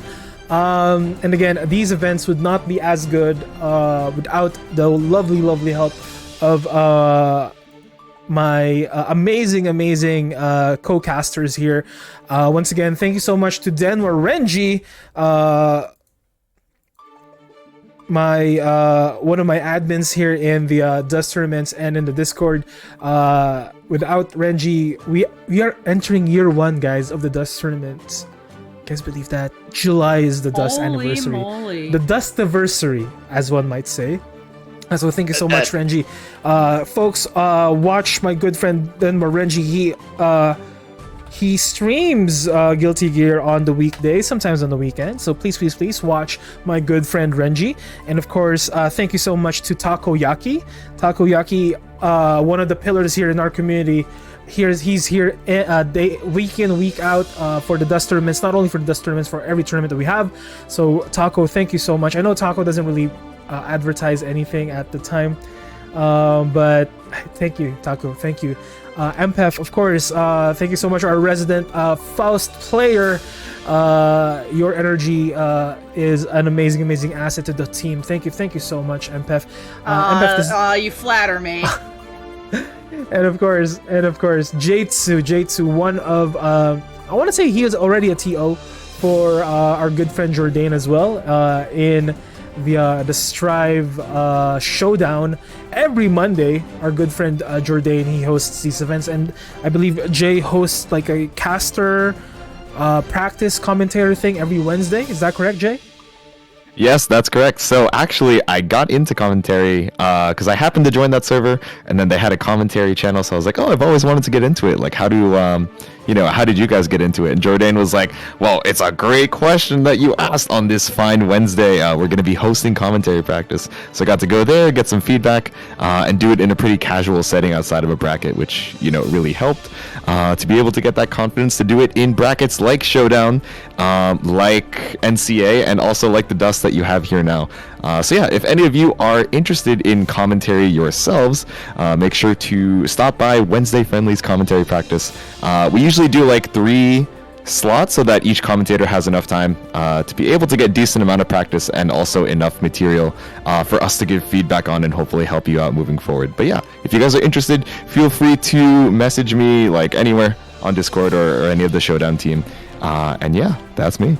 And of course, not just the Showdown, Jatsu is another pillar in the Dust community and the Slam community in general. I just want to say before we head out into the grand finals, folks, June, July onwards is going to be very, very busy for our server.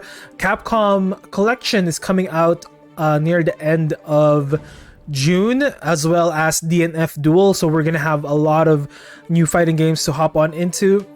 The BB tournaments are a long time pending, so we're gonna have to get that soon enough as well. But once again, thank you so much everybody who watched, participated, and played here on the Dust 24. We have Moy Rustang in deck. Moy, welcome to the chat, my friend. Hello. Hello, hold on, let me boost you up. Okay, hello Moy, how are you feeling today, my friend? Pretty good. How about you guys? We're doing all right. Moy, you are undefeated in this whole bracket. How are you feeling moving into the grand finals? I'm pretty sure I'm gonna lose a set, but that's okay. All right, my fellow co-casters, you guys have any questions for our grand finalists right here? So I guess for me, Moy, we've obviously seen you on the Dust and other brackets as well in the online Strive scene. We've seen you play a ton of characters in those brackets, but today it looks like you're focusing on the Gold Lewis in particular. So is season 2 going to be the season of the Gold Lewis for you, or is it just taking some time to kind of learn the rest of the changes for those other characters? Mainly it's just I'm starting out with Gold Lewis since he's the one I love the most. Okay. I am going to, I've already started lobbing some of the other characters, like earlier in the tournament I was running Kai against Kiet's Axel. So yeah, no, Gold Lewis is the start. For the most part, his change is one of the ones I want the most, which is the change to his 6p hitbox and the change to his Thunderbird, which is super nice. But yeah, no, eventually I'll get into the other characters, because the problem with the other characters is that I don't actually lab any of them. I just copy what I see other people do, and then I just pretend that I know what I'm doing. So yeah, but eventually I'll get to the other characters at some point. Awesome. That's the classic. That's how you learn a lot of the characters. You scroll through GGST and then you put in their acronym and you see what works and what doesn't. So. Oh, wait, Empath, did you say something? Empath? Oh, well, I was trying to suppress a burp, but now I've been called out. Oh, I'm sorry. All good. But I did have something, but I think along with that burp, it just went away with the wind. Ah, lovely. Such is life. Renji and Taco, do you guys have anything to ask Moy here before we head out into grand finals? Do you think you can win one of the 2 sets? Like, is that... I'm about to do something stupid, so I don't know. Probably not. I don't know, I'll have to see. I like it. The foreshadowing before going into the grand finals. I'm gonna do something stupid, and now, Kaiser's like, wait, what do you mean? What do you mean stupid? I'll keep that a surprise, but okay. I will try my best. Renji? No, I think everyone's covered it. Best of luck to you both. Alright. Folks, predictions are up. Toss in your limit box for these grand finalists. Moy Rustang versus Kaiser D. Now, with the powers vested in me, folks, it is first to 5, first set. Oh, sorry. Kaiser D needs to win 2 sets. Moy Rustang only needs to win 1. It is going to be a first to 5. And of course, whoever wins the first one, well. Well, if Moy wins the first one, Moy will take the tournament. Kaiser wins the first one, Kaiser will reset the bracket and go to a true grand finals, where the winner of the set will win the tournament. Yes, thank you so much, Taco. That is it, folks. Predictions are up. Toss in your limit box. We are heading into grand finals. Moy, please kindly join us in the podium. Let's get back into the main action here. And also, you can see in the chat, there is a link there. That is the matcherino for this tournament. I would recommend you guys check it out. You can add to the pot of the tournament either with your own money or for free by completing the sponsor quests. All you gotta do is do small tasks like follow a Twitter, or subscribe to a YouTube, follow a Twitch, click a link, really just whatever. There's these small tasks you can do, and it will go directly to the top 3, as well as help support our tournament by making sure we can have access to matcherino in the future, because it'll let them know, like, hey, these are active, these are getting people to do these tasks, and it's worth it for us to keep supporting them. So it would be very helpful for all of us here at the Dust if you could just check that out real quick and make sure to add just with the sponsor quests. Yes, indeed. Yes, indeed. So we are waiting for Moy Rustang to hop on in. Gentlemen, if you guys are ready, we're ready for the DUST 24 Grand Finals. All right. Taco and Jay, take it away. All right. So we got Kaiser D on the Kai as expected, but Moy Rustang is actually going to be tossing out the Testament. Maybe the question that we were asking earlier: are you going to branch out into some other characters for season 2? Definitely getting some fulfillment on that. So let's see how they feel about this matchup. There's already an early replenish from Kaiser. It's a throw, already huge damage on Moy. Just taking these chunks of damage. That's some low crush. Tutor has Shark Stakes, you're going to get a conversion to the 2k there. That's a wall break. Already, Moy almost dead. Kaiser has barely even gotten metered. That's going to be a reverse of super from Moy. Oh no, and the TP to get out of it, just trying to punish that Sacred Edge. And it was a great idea from Moy Wrestling, but once again, like we've seen before, that Sacred Edge just has such little recovery and great reaction from Kaiser D to be able to stuff that out. Use of Kai's punch buttons from Kaiser is really impressive. The way using 2P super well in neutral and pressure, as well as 5P as an anti-air, very impressive. Yep, and that 6H getting you so much damage near the corner, and also being able to apply the Shock Stake. Kaiser D, once again, a Stun Edge Enjoyer! That Sacred Edge, culminating it into getting that game 1. Oh my goodness. That's a lot of stun edges coming out from Kaiser D, but it does seem to be working, because Kaiser's going to take a very swift game 1 off of Moy. And do keep in mind, folks, these are first to 5, not first to 3, so these players have a lot more chance to adapt, a lot more games really to shine, and you can have so many games actually in a first to 5 set, especially with a reset. Absolutely, and Kaiser D is hot off of the losers bracket run. They have that momentum, like I always say, making it out past the losers finals. But Moy Rustang is also pretty warmed up, and also has the the security, knowing that okay, even if I lose this first set, I still have the chance to be able to bring it back post reset. So a great time as ever to try out the Testament, able to get that confirmed into the Arbiter sign, and Kaiser D is gonna have to make their way back in here. Nice 6-speed. Yeah, and something that Moy may be trying to do is playing here with Testament and learning kind of Kaiser's habits and what he's doing to go back into the reset with more knowledge of how to fight him. Maybe with a character that Moy is more comfortable with. Yeah, absolutely. While you're trying to get that download, You know, sometimes it's good to be able to have that secondary that, you know, still is able to present a lot of those strong options while, like you mentioned, being able to download, getting a reader for those play styles. But Moi Rustang, you know, quickly losing the life on their, you know, their secondary character, so might have to switch over to the Gold Lewis soon. Nice counter hit on that 2H. It's going to be a very unfortunate with 5K in 6H. That's going to be a burst bait from Kaiser D. He's going to break the wall there. Yep, you had to try and avoid the wall stick somehow. Would have been a kill after that, but that's going to be, I believe, game 2 or game 3 going over to Kaiser D. Okay, game 2 over to Kaiser D. They're fast games, but they're not that fast. Yeah, you know, the strive damage really confuses me sometimes, especially when we're on the 1st to 5. It's so many games to track, but thank you guys for keeping me on track there. Much appreciated. I've said GG's after 2 before. I actually felt bad. I know, yeah, because it's like, wait, I'm not trying to be BM. I legit just got confused. Yeah. But either way, this is going to be our game 3 from in our grand finals, Kaiser D versus Moi.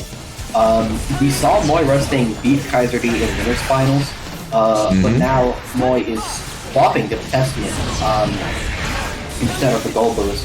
Maybe he's worried that, you know, Kaiser D has a download on the Gold Lewis after that incredibly close 10 set.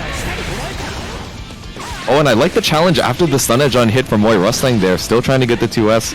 You know, not giving too much respect on the stun edge, but unfortunately taking a lot of damage from it. Arbiter signed to keep you out, and that's the TP in, forcing the burst out from Kaiser D. But once again, these run-up Fuja arcs from full screen are just doing him so good. And thank you so much, Fire and the Sailor, for adding to the matcherino. $20 direct contribution. Let's go. So that's very helpful, thank you. This will go to the players in the top 3, so Moi, Pie Monkey, and Kaiser D. Yep, and Kaiser D really turning it up to 11 here with the aggression, trying to seal out that payment. Said, oh, $20, you know, I'm trying to get as much as that as I can. Running up with these stun edges, but the Grave Reaper able to catch it up. But DP reversing the pressure. What's happening?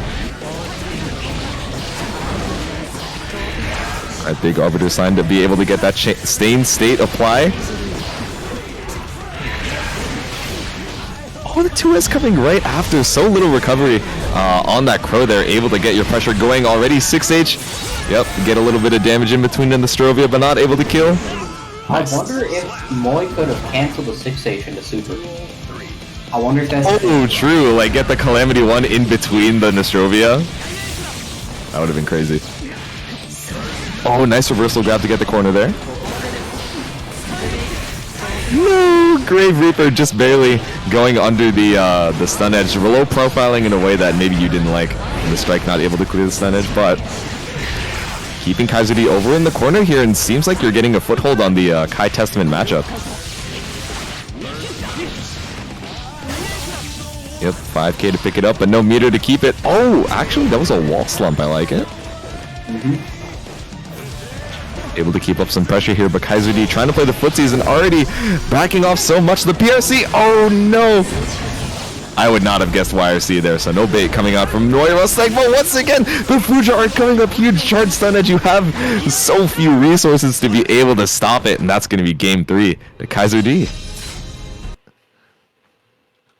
That's going to be Kaiser taking 3 games. Normally that would be a set, but because our grand finals is 1st to 5, Moi still has a chance to get some games in there before the reset, and possibly even make a nice comeback.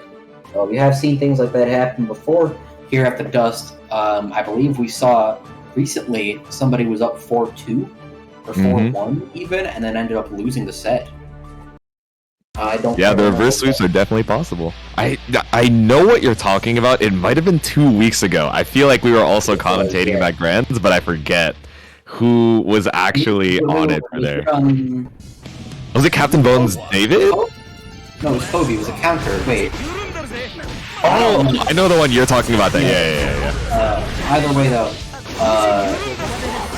we're going to be going here into this game 4, and it looks like Moi with the Anchi counter pick Wait, yeah, I didn't even realize. Oh my goodness. It looked like they were getting, you know, kind of warmed up on the Testament Kai matchup. So now, once again, just switching over these characters, maybe trying to get into Kaiser D's mental. You know, these strong players are so good at adapting, but when you're switching between all these characters, it can really overload the mental stack trying to swap between all these playstyles. There's that PRC into a big combo from Moy. Gonna be taking and the spin! Anji looking strong. Getting to win, putting on his finest Garen cosplay to be able to get the grab and close out the round. Another spin into the DP. I like the choice from Kaiser D there. Very nice confirm there off of the Fuder arc.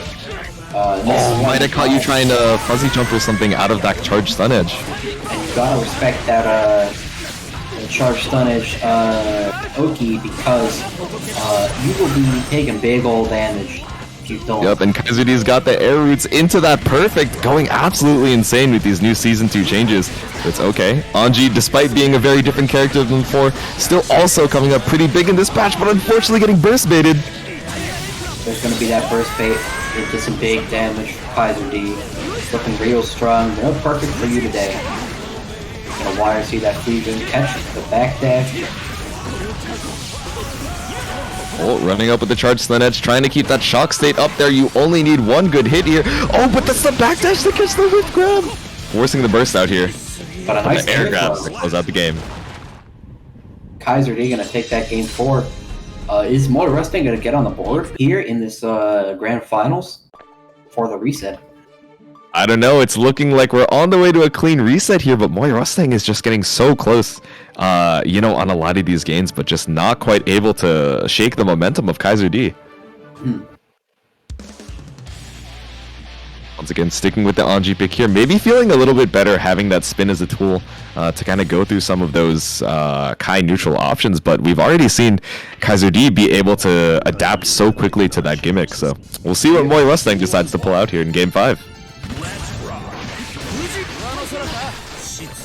Alright, just go for the empty Fujin. Nagihel already running up. Oh, but getting grabbed out of it. The guard point being activated by the stun edge on the projectile. Oh no, actually getting caught out there by the stun edge. Nice 6P on the Fujark. You had to be reading that. It's so hard to be able to react to, but knows that Kaiser D is going to try and go YOLO here. And that's the 5P into the conversion. I did not think the 5P would be fast enough to catch it. I guess Moy Rusting was just a little bit too high to be able to get there, but charge stun edge here. Oh, able to get the counter on it. Yep, the spacing not quite able to keep you safe there, but Moy Rusting still fighting on that pixel of health. Oh no! You hate to see it. A lot of the projectiles in this game have been buffed, but that does mean that if you're too fast on the Oki situation, it's actually just going to straight up whiff and give up your Oki, so... And that's big damage on Moy Rusting. Oh, and the butterfly bouncing off of the charge stun edge, yeah! That was a cute little conversion there. Yo, Moy kind of woke for that. I can't believe it. The air hit, second butterfly. Able to get the damage and able to get this corner pressure into Kaiser D. This is going to be wall breaking a positive bonus, and you're going to get 50 meter pretty quick here. And that's something I saw Dev talk about the other day, is if you know, you think your opponent's going to hard bait something, why not just take a slightly riskier option, like how Moy did that close slash on Wake Up. And that JH is going to take the round for Moy. Fudark baiting that spin on round start. Yup, if you're gonna make the read, you might as well go for the highest reward option, running straight through that stun edge, and Bird able to keep you safe just long enough to get that 2K, and Moy Rusting is really eating up this risk reward. Romola is smiling down, looking at this positive bonus into hard knockdown. That low profile of the Bird, oh no. And Moy so close here to taking the game in this grand finals before the reset. There's this spin here. Oh, this is going to be a big meter for Kaiser. Once again, getting that stun dipper. Yep, just saying get off him, but unfortunately not forcing out the wires or the PRC either. So Kaiser D still got 50% meter on deck, but that's going to be a game on the board for Moy Rusting. Going to catch Kaiser D.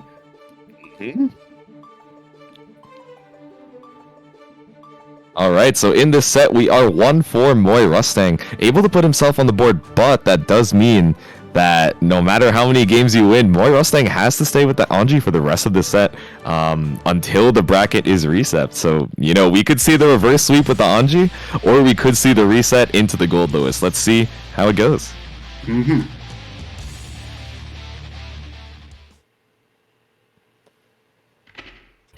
Mankind knew that they can. Alright, skip the intro and get straight into the action here. Oh, and the 2S catching that round start already. And once again, it's the battle of the projectiles, going for the jump in, but just barely not waiting long enough for that burst bait there. Shock State applied. That was great burst timing there, coming from Kaiser D. Oh, and catching the backdash with that 2H, able to come up huge on that second hit. Yep. Sacred Edge to apply that Shock State post lockdown. Nice air throw. Just scooping him straight out of the sky with the layup. I love Kaiser dude's air throws. There you go, see it again.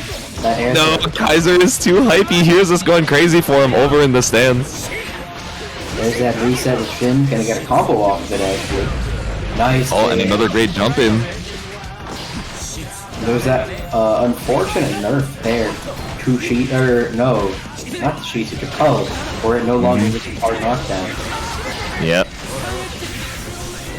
Oh, trying to go for the butterfly to go for that projectile, you know, combatant style. But Kaiser D going for the H air stun edge. Try and get the angle that the butterfly can't reach. It's a lot of damage on Moy Rustang here. This could be looking at reset point. Nice Jumping trades. Oh. That's going to be Kaiser D taking it with the reset 5-1. Impressive showing.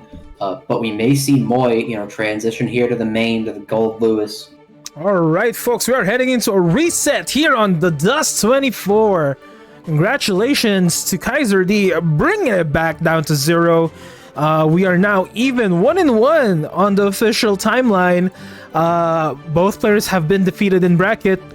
We are now heading into the reset. Let's see how Moy will turn out in this final set, or will Kaiser D just continue on plowing through and win the DUST 24? Yep, we are resetting over to the 0-0. Finally, Moy Rustang has gotten 6 games worth of data on Kaiser D to hopefully make it back in this Grand Finals experience, with both of these players brought down to the losers bracket and fighting the final first of 5 to see who's going to be the champion of the DUST.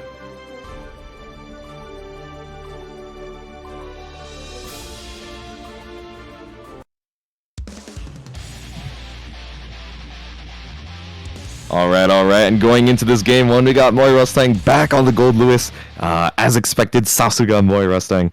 And we're going to be seeing some Behemoth Typhoons coming out here. I wonder how he's going to navigate the neutral with some of his new tools.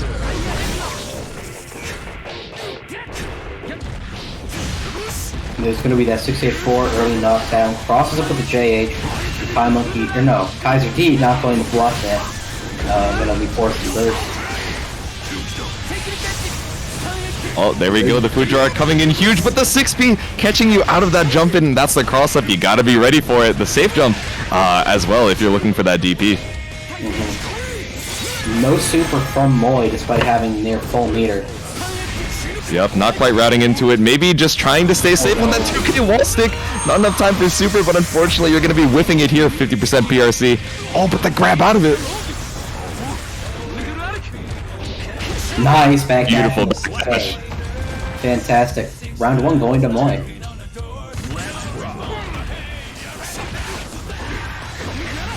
Yep, Kaiser D just trying to play spacing here with the JS and able to get a big counter hit HDP, bringing you all the way over to the corner. Beautiful read. And like you mentioned before, Taco, if you're going to make the read, you might as well go for something with the highest reward off it.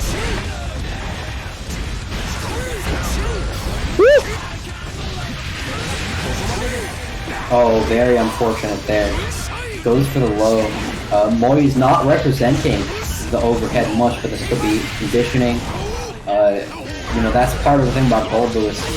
Anything he's doing is, it could be conditioning, could be any amount of things. And there's going to be that double PRC. Both players trying to throw, but it's not working out for them. Yep, and you know that Kaizuri is so afraid to be blocking here. The chip damage might be looking for a kill here, but the backdash getting caught by that Fuja arc. That dash momentum just makes the arc so long across the screen. And Gold Lewis, not exactly the longest backdasher you've ever seen. Oh, once again, representing the high, just like you mentioned before, conditioning Kaizuri to look for that low. They're catching him out here and increasing the load on the mental stack. There's going to be the DP3. Oh no, that's a hard bait on the reversal super. And Kaiser D going to do a super of his own to punish that. Oh, and run up charge stun edge. There's not enough meter for Mori Mustang to actually get a reversal there, but just trying to keep it safe and apply that shock state. I like it. That's going to be a kill from Kaiser D off of the Fuja arc air hit. Very nice. Catching the jump with that. Kaiser D takes game 1, but Moy's Gold Lewis does already seem to be proving more effective just by, you know, what we've seen in this one game. Yep, absolutely. Pulling out some of those, you know, Gold Lewis specific knowledge checks that you got to be ready for. That safe jump cross up, you know, a few of the Behemoth Typhoon shenanigans, but, you know, still warming up from the past few games on Testament and Anji. So maybe you got to, you know, get ready for the churn here going into this game too. Moy's not actually doing a cross-up safe jump. That is a normal cross-up. The cross-up safe jump with Gold Lewis is either a manually timed low jump over JH, or it's an IE that crosses up. Or not IE. Okay, today I learned. Yep. Alright, going for the 5H there. That might have been a misinput, might have been looking for jump. But I like it. Probably staying quite a bit plus, getting the cross up here. It's not quite going to be enough to kill.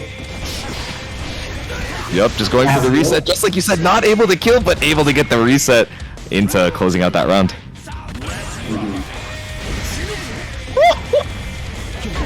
Nice shimmy there from Moy. Yep, just going for the normal walk back, and Drone has got your back, said, bro, just block the DP, I got the rest, and Gold Lewis saying, yes sir. He got his old new Eddie there. There's going to be that burst bait from Moy. He is aware, and he's going to be taking that game 2, evening out the score to 1-1, already proving to be an effective counterpick in this Grand Finals reset. And goodness gracious, like we mentioned, those first 6 games were the download, but you gotta always have, you know, that first game to be able to warm up on your character as well. So Mori Mustang looking super strong in that game too. Let's see if Kaiser D is able to adapt here. Yep, already a fantastic showing here in Grands from both of our players. Kaiser D did look a little bit stronger in that first pre-reset set, but now that you know, Moy is coming in with his knowledge of Kaiser D's habits with the new character, that's going to be a throw into the corner. Yep, and the drone slowing down in the corner, able to get a lot more hits there and stay a little bit safe, but I cannot believe Gold Lewis is able to crouch under Fuja Arc. That's really funny. It's so random when he can. Right, I'm sure it's spacing dependent as well, but the spacing over here in the corner, able to get so much work off of that stun edge. Oh no, Gold Let's Lewis. see it, burn it down, still hitting even on the during the combo. It's still taking quite a bit of damage here into the Oki. Yep, stay safe with the DP. There's gonna be that counter JS falling from Kaiser D, aware of the spacing that Moy is at. Now, Lord, let it be said, I got hit by that cross up high. I probably would have been hitting 6P in the wrong direction, so very tricky there, but the JD getting in here. Nice throw to punish. First will save Oki. That's going to be a kill from Moy. Never mind. Oh no, going for the 6H might have been trying to be a little bit too optimal there, but the dragon install breaking the wall. Oh, never mind. Very nice there. Unfortunate drop though. But the throw on Wake Up going to catch Kaiser, not knowing that meaty timing and dragon install it seems. Yep, Kaiser D maybe not too familiar with the stun edge Oki timing there, but also trying to bait out something with the 50% meter, but Mori Mustang said, alright, I have enough health to gamble here, and hitting it with the, you know, the reversal grab. Oh my goodness, so many stun edges out here, the entire screen is just lightning. There's going to be that burst from Kaiser. Yep, send the drone out. Oh my god, that JS reached! That was the length of the screen! I cannot believe it. Kaizuri getting sniped out of the sky, but not deterred. Still able to challenge on the ground, getting a big counter hit. Fuja arc! That's going to be big damage there on Moy. But Moy does have a bar of meter, and Kaiser does not, and that's going to get Moy a counter hit 684 with the Oki set up. And unfortunately, the low will be crushed with, the low crush, the Fuja arc. The most inconsistent low crush in the game. Yeah, once again, that Fuja arc is doing so much work for Kaiser D, in addition to all of the other tools. Sometimes you just want to stick out something, not too committal, nothing too crazy, hit it with a stanky leg, then all of a sudden he's just flying in your face with his heel, just digging into your skull, and you're just like, ah, man. Ah, damn it, he did that one. Oh my god, he did the ram. Oh, I can't even remember the name of her flip kick, to be honest. Yeah, I don't either. It's like Silk Detro, I don't know. Something like that. Oh, Silk Detro, you are actually right, mate. Going into this game 4, might be trying to go for some Ram cosplay. Oh, Life Jam! The spirit has possessed you, and Kaiser D saying, alright, I'm the real Kai Monkey here. Oh, but the backdash grab, I like it, coming off from Moy Mustang. Oh, very unfortunate there from Kaiser, although so is that BRC going to be unfortunate because you can absolutely punish that OTG close slash 6-8 without, BRCing. Yep, the meter going down, and what for? This is going to be a lot of damage for Kaiser D, able to wall splat with the 5K and taking it with the dire clat. That was a quick round. For sure, yeah. And Moy looked very strong in that first game, or the second game actually.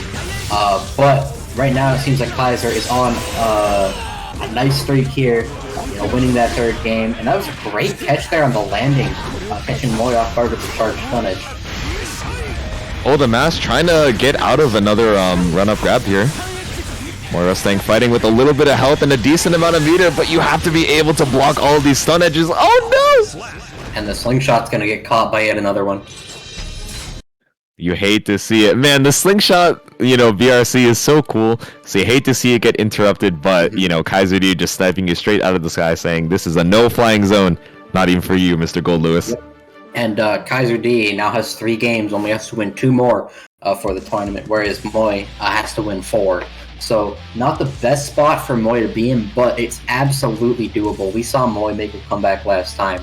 We saw Ryan make some crazy comebacks. We've seen everything today. And it's very possible for Moy to still win this Grand Finals. Absolutely, and even from that pre-Grand Finals interview, we were hearing Moy kind of, dooming a little bit about how they were feeling about this matchup, but clearly they've shown they've been able to take some games here. So hopefully they're able to let the power of the Gold Lewis run through, getting those plus frames into the knockdown situation. Nice JS there. And I also want to point out the spacing on what Moy did just a little bit ago with the avoiding... oh goodness, what on earth? Hello? You made that hit! Okay. No! Gold Lewis, please, you can't also have a war crime 6B, not you too! Oh no, unfortunately gonna Too greedy. With the catch on the back dash with the JD. And something I've noticed is Moy is not safe jumping, but is still playing very well around that DP on wake up. Just playing the RPS well as opposed to safe jumping, as well as, using the drone OP. There's going to be that OTG close slash going to take the game for Moy. Now, getting things a lot closer at 3-2. I cannot believe how fast that round was. It feels like, it's 25 seconds, so it's not the fastest round in the world. But, some of these things just, blaze by when you're, blocking all these behemoth typhoons, using all the FD that you have in the world. Even in Season 2, blocking with FD removes less meter from your gauge, so you have a decent amount more time to be able to hold it out before you run out of meter. But still, so fast. He heard us say, oh man, what a quick round. He was like, I'll show you a speed run. Yeah, going into this Game 6. Yeah, and I feel like we've been seeing a lot more of Kaiser D time on screen, but Aldo's still managing pretty well. Or not Aldo, what? Moy's still managing. Yeah, we saw Aldo in the chat and we were like, oh yeah, the Gold Lewis player. It's the Gold Lewis player, guys. Aldo from Panama. Playing Grand Finals versus Kaiser D, and that's going to be a kill there. There's no way this does not kill here. Never mind. Oh no, maybe not sure if it was gonna wall splat, so trying to go for that behemoth type. It's okay. We got it with the 5K. Low crush there on the stun A. No, stun dipper. And Moy, for some reason, twice in a row now, opting to go for 5P with 426 round start, which is not a traditional Gold Lewis round start by any means. But it does seem to be kind of working out here. Yep, that's true. Oh, blocking the cross out there. Kaiser has finally woke up to the option. Fuja Arc on the air block, starting your pressure and bringing you all the way over to the corner. This is positive bonus, but Moy Mustang does have 50% meter here. Oh no! And 2S once again getting punished by Super Plizno is up there in the sky smiling, saying, "Yeah, I taught him that one." My tech. My tech, please do not steal, posted on twitter.com. But oh, Twitter clip, once again the stun dipper coming out, these war crimes. Ladies and gentlemen, get out there your seats. That's going to be the tap dust into the round. Guys are very good with those tap dusts for closing out rounds. Off of the close slash, off of the CSE. And also playing really well here in neutral, hitting Moy with 5 consecutive stun edges. The super HDP, this Marth player is really coming out here. Oh my god, but he said, alright, I'm just gonna Behemoth Typhoon. And Moy going for an awful lot of the cross up here. Gonna get caught by that low after the Fuderard. Yep, but getting zoned up by a lot of these stun edges. It's just so hard to get through this Toho bullet hell. It's looking like Vampire Survivors here, but we are running up with the Invul. Vampire Survivors, but it's actually one projectile at a time, not 800. That's true. We don't have any garlic to be able to get the AoE, but the Behemoth Typhoon's trying to be as big of a hitbox as possible and catching that backdash to take that game 6. Very nice 6-8 to catch the backdash. Kaiser now only needs one game to win the whole tournament, but Moy still has 2, and we've seen some great stuff from Moy here. You know, made a comeback against Kaiser in winners finals, and has been playing very well here in grand finals with the Gold Lewis, and is totally capable of making this comeback versus Kaiser. Absolutely, it's going to be an uphill battle, and you got to take it one game at a time. But Kaiser here looking at tournament point and, you know, doing very strong with the stun edge zoning. I wonder if they're going to be leaning into that a little bit more into this playstyle, or if Moy Mustang is going to be able to adapt. A nice 5K. Very good throw there from Moy. Has Kaiser conditioned to block. There's going to be that JD nice. Slash. Oh, and the Behemoth Typhoon making it over the stun edge, but just barely not reaching, and now we're being walked over to the corner, coast to coast. Just taking your space here with the stun edge. This drone is invincible! Oh my god, you can't fight him. Unfortunate drop there with the 2S, but that's still huge damage there down on Kaiser, but that's an unfortunate catch for Moy. Kaiser D with a great 2H. I believe that was on either a jump or a backdash, and Kaiser going to get a nice combo off of that. 6P on the air Behemoth will end up taking that round.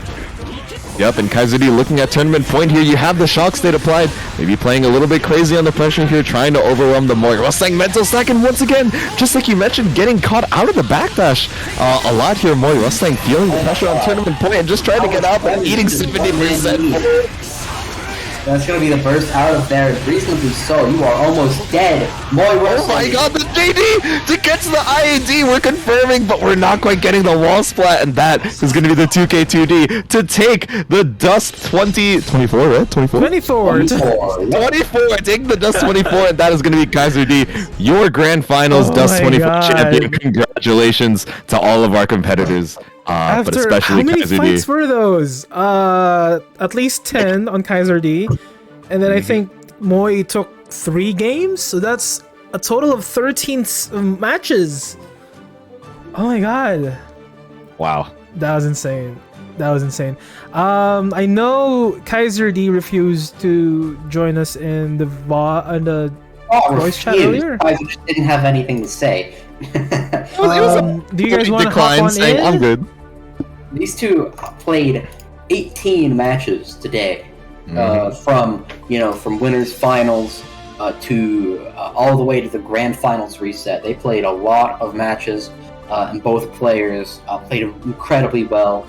And in the end, Kaiser D came out on top, but super well played from Moy. You know, getting second, it's no small task. Beat some amazing players as well. on his way up to grand finals. Even taking out the winner of the tournament, Kaiser D, sending him into loser's bracket, as well as taking out Just Ryan, Kai Monkey, Kiet, and J2 all the way on his run up to winners finals. So very, very impressive showing from both of our players here. And now, yes, indeed. In the call with us, Kaiser D and Moy Rustang.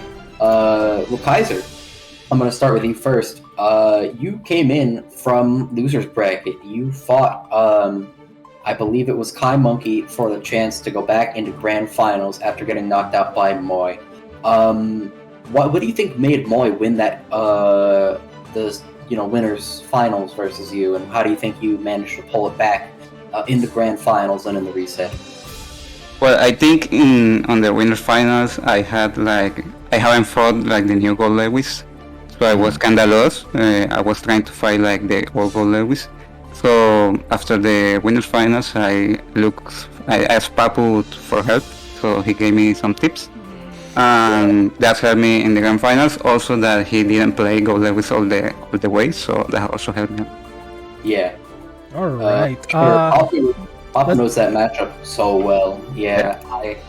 Moy, my friend, you came in dominating the whole bracket, but in that last set, you seem to experiment in set number 1 with Testament and Anji. What was going through your head at the time? Oh, so basically I was just trying out, because previously I thought that the Testament Kai matchup was horrible for Testament, but I figured that with the new changes that I might as well revisit the matchup again and see if I can make any sense of the matchup to see if Testament is evenly matched or if it's still bad. And as far as I can tell, it seems pretty bad for Testament still, so I mean, that was that. And then Angie, of course, got a bunch of new changes. His old routes are mostly gone. He has new pressure routes, so I was like, you know what, I'll try and experiment with it, see how it does against Kai. Since Angie's far slash into us, we're disjointed now. And he's got different pressure setups too, so I was trying them out. It's pretty bold, experimenting in a grand finals. I mean, but that's kind of the best place to experiment with it, right? Like when you're at the end of the tournament, you have the best of the best left in the bracket. That's the best kind of matchup experience that you can get, especially under pressure. So I mean, fair. Yeah, is that what you meant when you said that you might do something stupid? Yeah, because I don't for me these tournaments are about winning or losing. It's about fighting really good players with different characters and see how can I adapt, how can I adjust, can I steal any tech from the person I'm playing against, which I'm definitely going to with Kai. But yeah, no, it's it doesn't matter if it's grand finals or early brackets, because even earlier against I fought Kiet's Axel with Kai because I wanted to try out Kai's new changes, because previously I used Ram in that matchup. But I figured that with Kai's new pressure options and with this new air gatling routes, I figured why the hell not. So it's about get a matchup experience. Boy, how did you get so good at so many characters? I'm actually it's so confusing how one person manages to play. I literally all I do is just I look at what other people do and I just copy them. That's it. All you do. That's all I do. Yeah. I don't the only character I specifically lab out are the DLC characters, because obviously as they're coming out I can test my own stuff against them. Yep. But all the other characters, obviously it's a huge investment in time, so I figured I already know what other characters can do, so I can just copy it. Obviously the more intricate setups I'll have to properly lab those out, but the basic setups and basic pressure routes, basic combos, I can most people, if they took a look at them, they could probably do too, because we're all for the most part, most of us are familiar with what Geo can do, close slash, 2S, 5H, kick, what Axel can do, Rensen, whether he does bomb, so it's basically just looking at those and just copying them. That's pretty much it. I'm not very good with the other characters, just keep that in mind. Just because I play a lot of characters does not mean I'm good at them. Yeah, also Kaiser. Sorry, I'll just a real quick, Kaiser, I still feel robbed from that 1-9 moons pool set. I still feel robbed. But it was a good set. It was a good set, yes.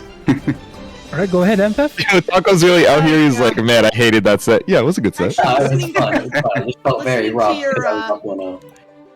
Listening to your thought process about learning tech from other people, it's actually really reassuring, as I'm not really good at setting up labbing, so that I have to do a lot of extra field work, so it's validating to hear that other people take that path as well.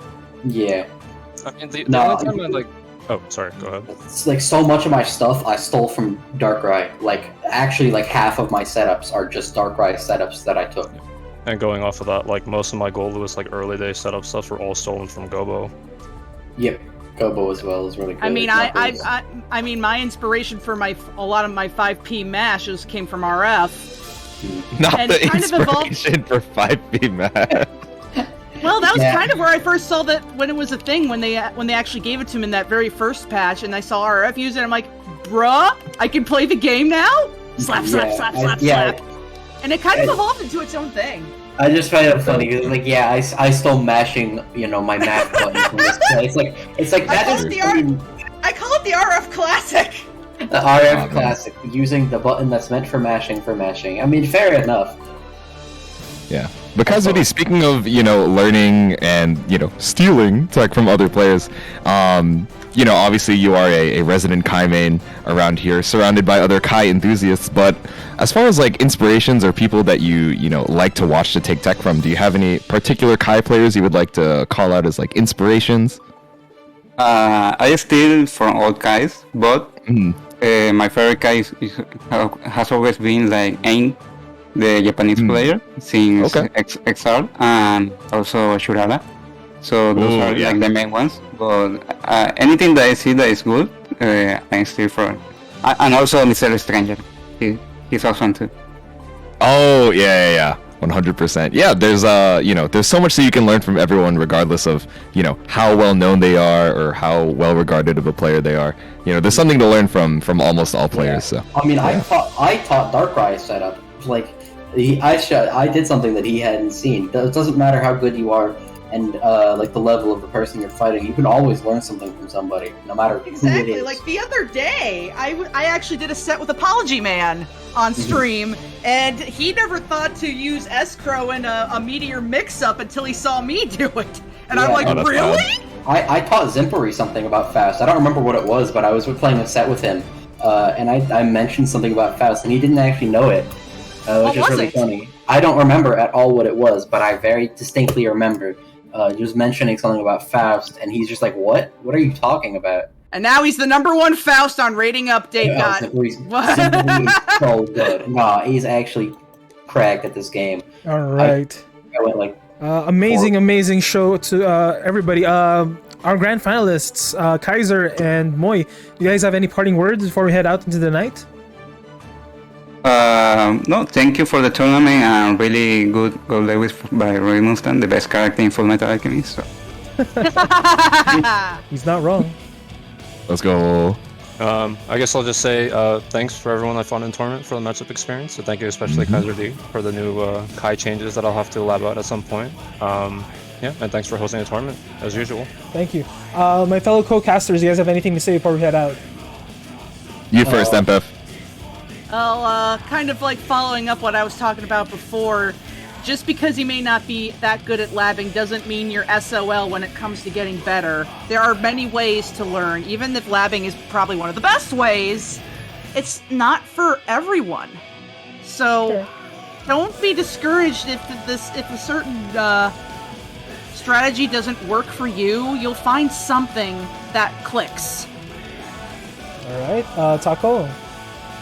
Well, I just want to say, my thank yous to everybody here today. You all make this, an event worth coming to. You 25% O2ers. You're. You make the target. You make the. I always say this. The O2ers are what make the tournament worth it. So thank you. He's talking about me. That's me. He's talking about me. O2 gang, rise up and sit down back again because you're out of the bracket. Yeah, thank you to everybody who played today. Thank you to my amazing co-commentators, J2, MPEF. I believe Renji was here a lot today as well, and of course, Limit for running the tournament and also doing some commentary work. And thank you to Ferry the Sailor as well for the $20 added to the prize pool. So yeah, thank you to everybody here today. Also, Idola Class for the subscription and the raid. Everybody today, thank you so much. It's been a pleasure to commentate and a lot of fun. All right, and of course, Jay. All right. Thank you to, once again, all the players who came through. Congratulations to Kaiser D and also Moiro Sang for an amazing grand final set. Thank you to the commentators here on the desk with me right now, and also Renju, who had to leave a little bit early, but thank you to him as well. Thank you to all the Matcherino donators, whether you donated directly out of your pocket or by doing sponsor quests.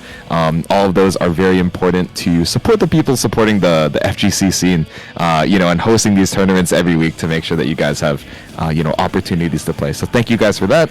Thank you to our lovely TO and producer who is here week after week, Limit, running the show, making sure the casters know when they're on the mic, making sure the players know when they're on deck. We couldn't Letting us do know it when without they're going you. a little bit too far with the commentary and need to dial it back. Yeah, exactly. I know I've been guilty of that a few times tonight. All of the feedback and the coordination that we could ever need coming from Limit, the one-man show himself. So very much appreciate it. And a quick segue, if there are any TOs or people who want to learn TOing, we are always looking for more help on the DUST committee and opportunities to teach you guys. So if you guys are interested, feel free to DM Limit or DM any of us, and we'd be glad to get you sorted on that. But yeah, thank you to everybody else who I've missed who made tonight possible. And as I always do, make sure to watch Illyra Pandora and Nino Maya Inanis. And have a good night, everyone. Lovely. And parting words from me. Once again, thank you so much to everybody who watched, participated in any capacity in today's event, the DUST 24. Tomorrow we will have the DUST 24 counter, but a bit of an asterisk there. We may or may not have it tomorrow, depending on the situation, because tomorrow is Father's Day. So thank you so much to all of the fathers, and people who have fathers. Enjoy your time with your father, or any father figure in your life. Doesn't necessarily have to be a biological father. Reminds me, shout out to my father. Earlier in the year, I had mentioned how he had to be hospitalized due to kidney issues, but he's been doing incredible since then, recovering. Let's go. Shout out. I'm just so happy that he's still here.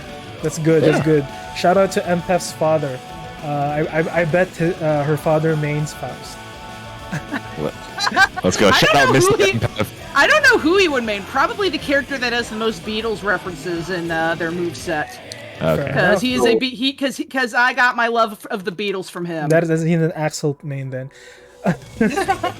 Anyhow, once again, thank you so much, everybody. Idoloclast, thank you so much for the resub, and of course the raid. Oh my goodness, Idoloclast, you are a brother. Thank you so much. And to Petra, thank you so much, my friend, for following. I hope you enjoyed the matches here today on the DUST 24. And of course, to my fellow casters, we have the amazing Taco, the amazing MPEF, the amazing Renji, and of course, all of you guys who played and participated. Thank you so much. We'll see you guys in the next one. Shout out to Unlucky Luck, aka Dan, who couldn't make it today. Yes. Sugoi in it. Sugoi in it. And to take a page from my good friend J2, watch Gorgura. She just hit 4 million on YouTube. Also, shout out to us casters for somehow managing to make like 5 minutes of shoutouts. Yes, exactly. He's good. Shout out to the casters for shouting out nonstop. Thank you so much. But yeah, also watch Pekora, says Kaiser D. Kaiser D, remind me to tag you on the V-Stands tag. Actually, let me do it now. Hold on, let me give you that role. The secret role! The V-Stands role, there we go. Speaking of, I can't believe you made my social media shitpost my legacy on here now. Don't worry, we'll add more. But anyway, that is it from me, and that is it from the people that run the DUST tournament. Thank you so much. You guys are awesome. We'll see you guys in the next one. Have a wonderful night and a wonderful life. Thank you so much for coming to Slam. Don't forget, Trailblazing. We are out.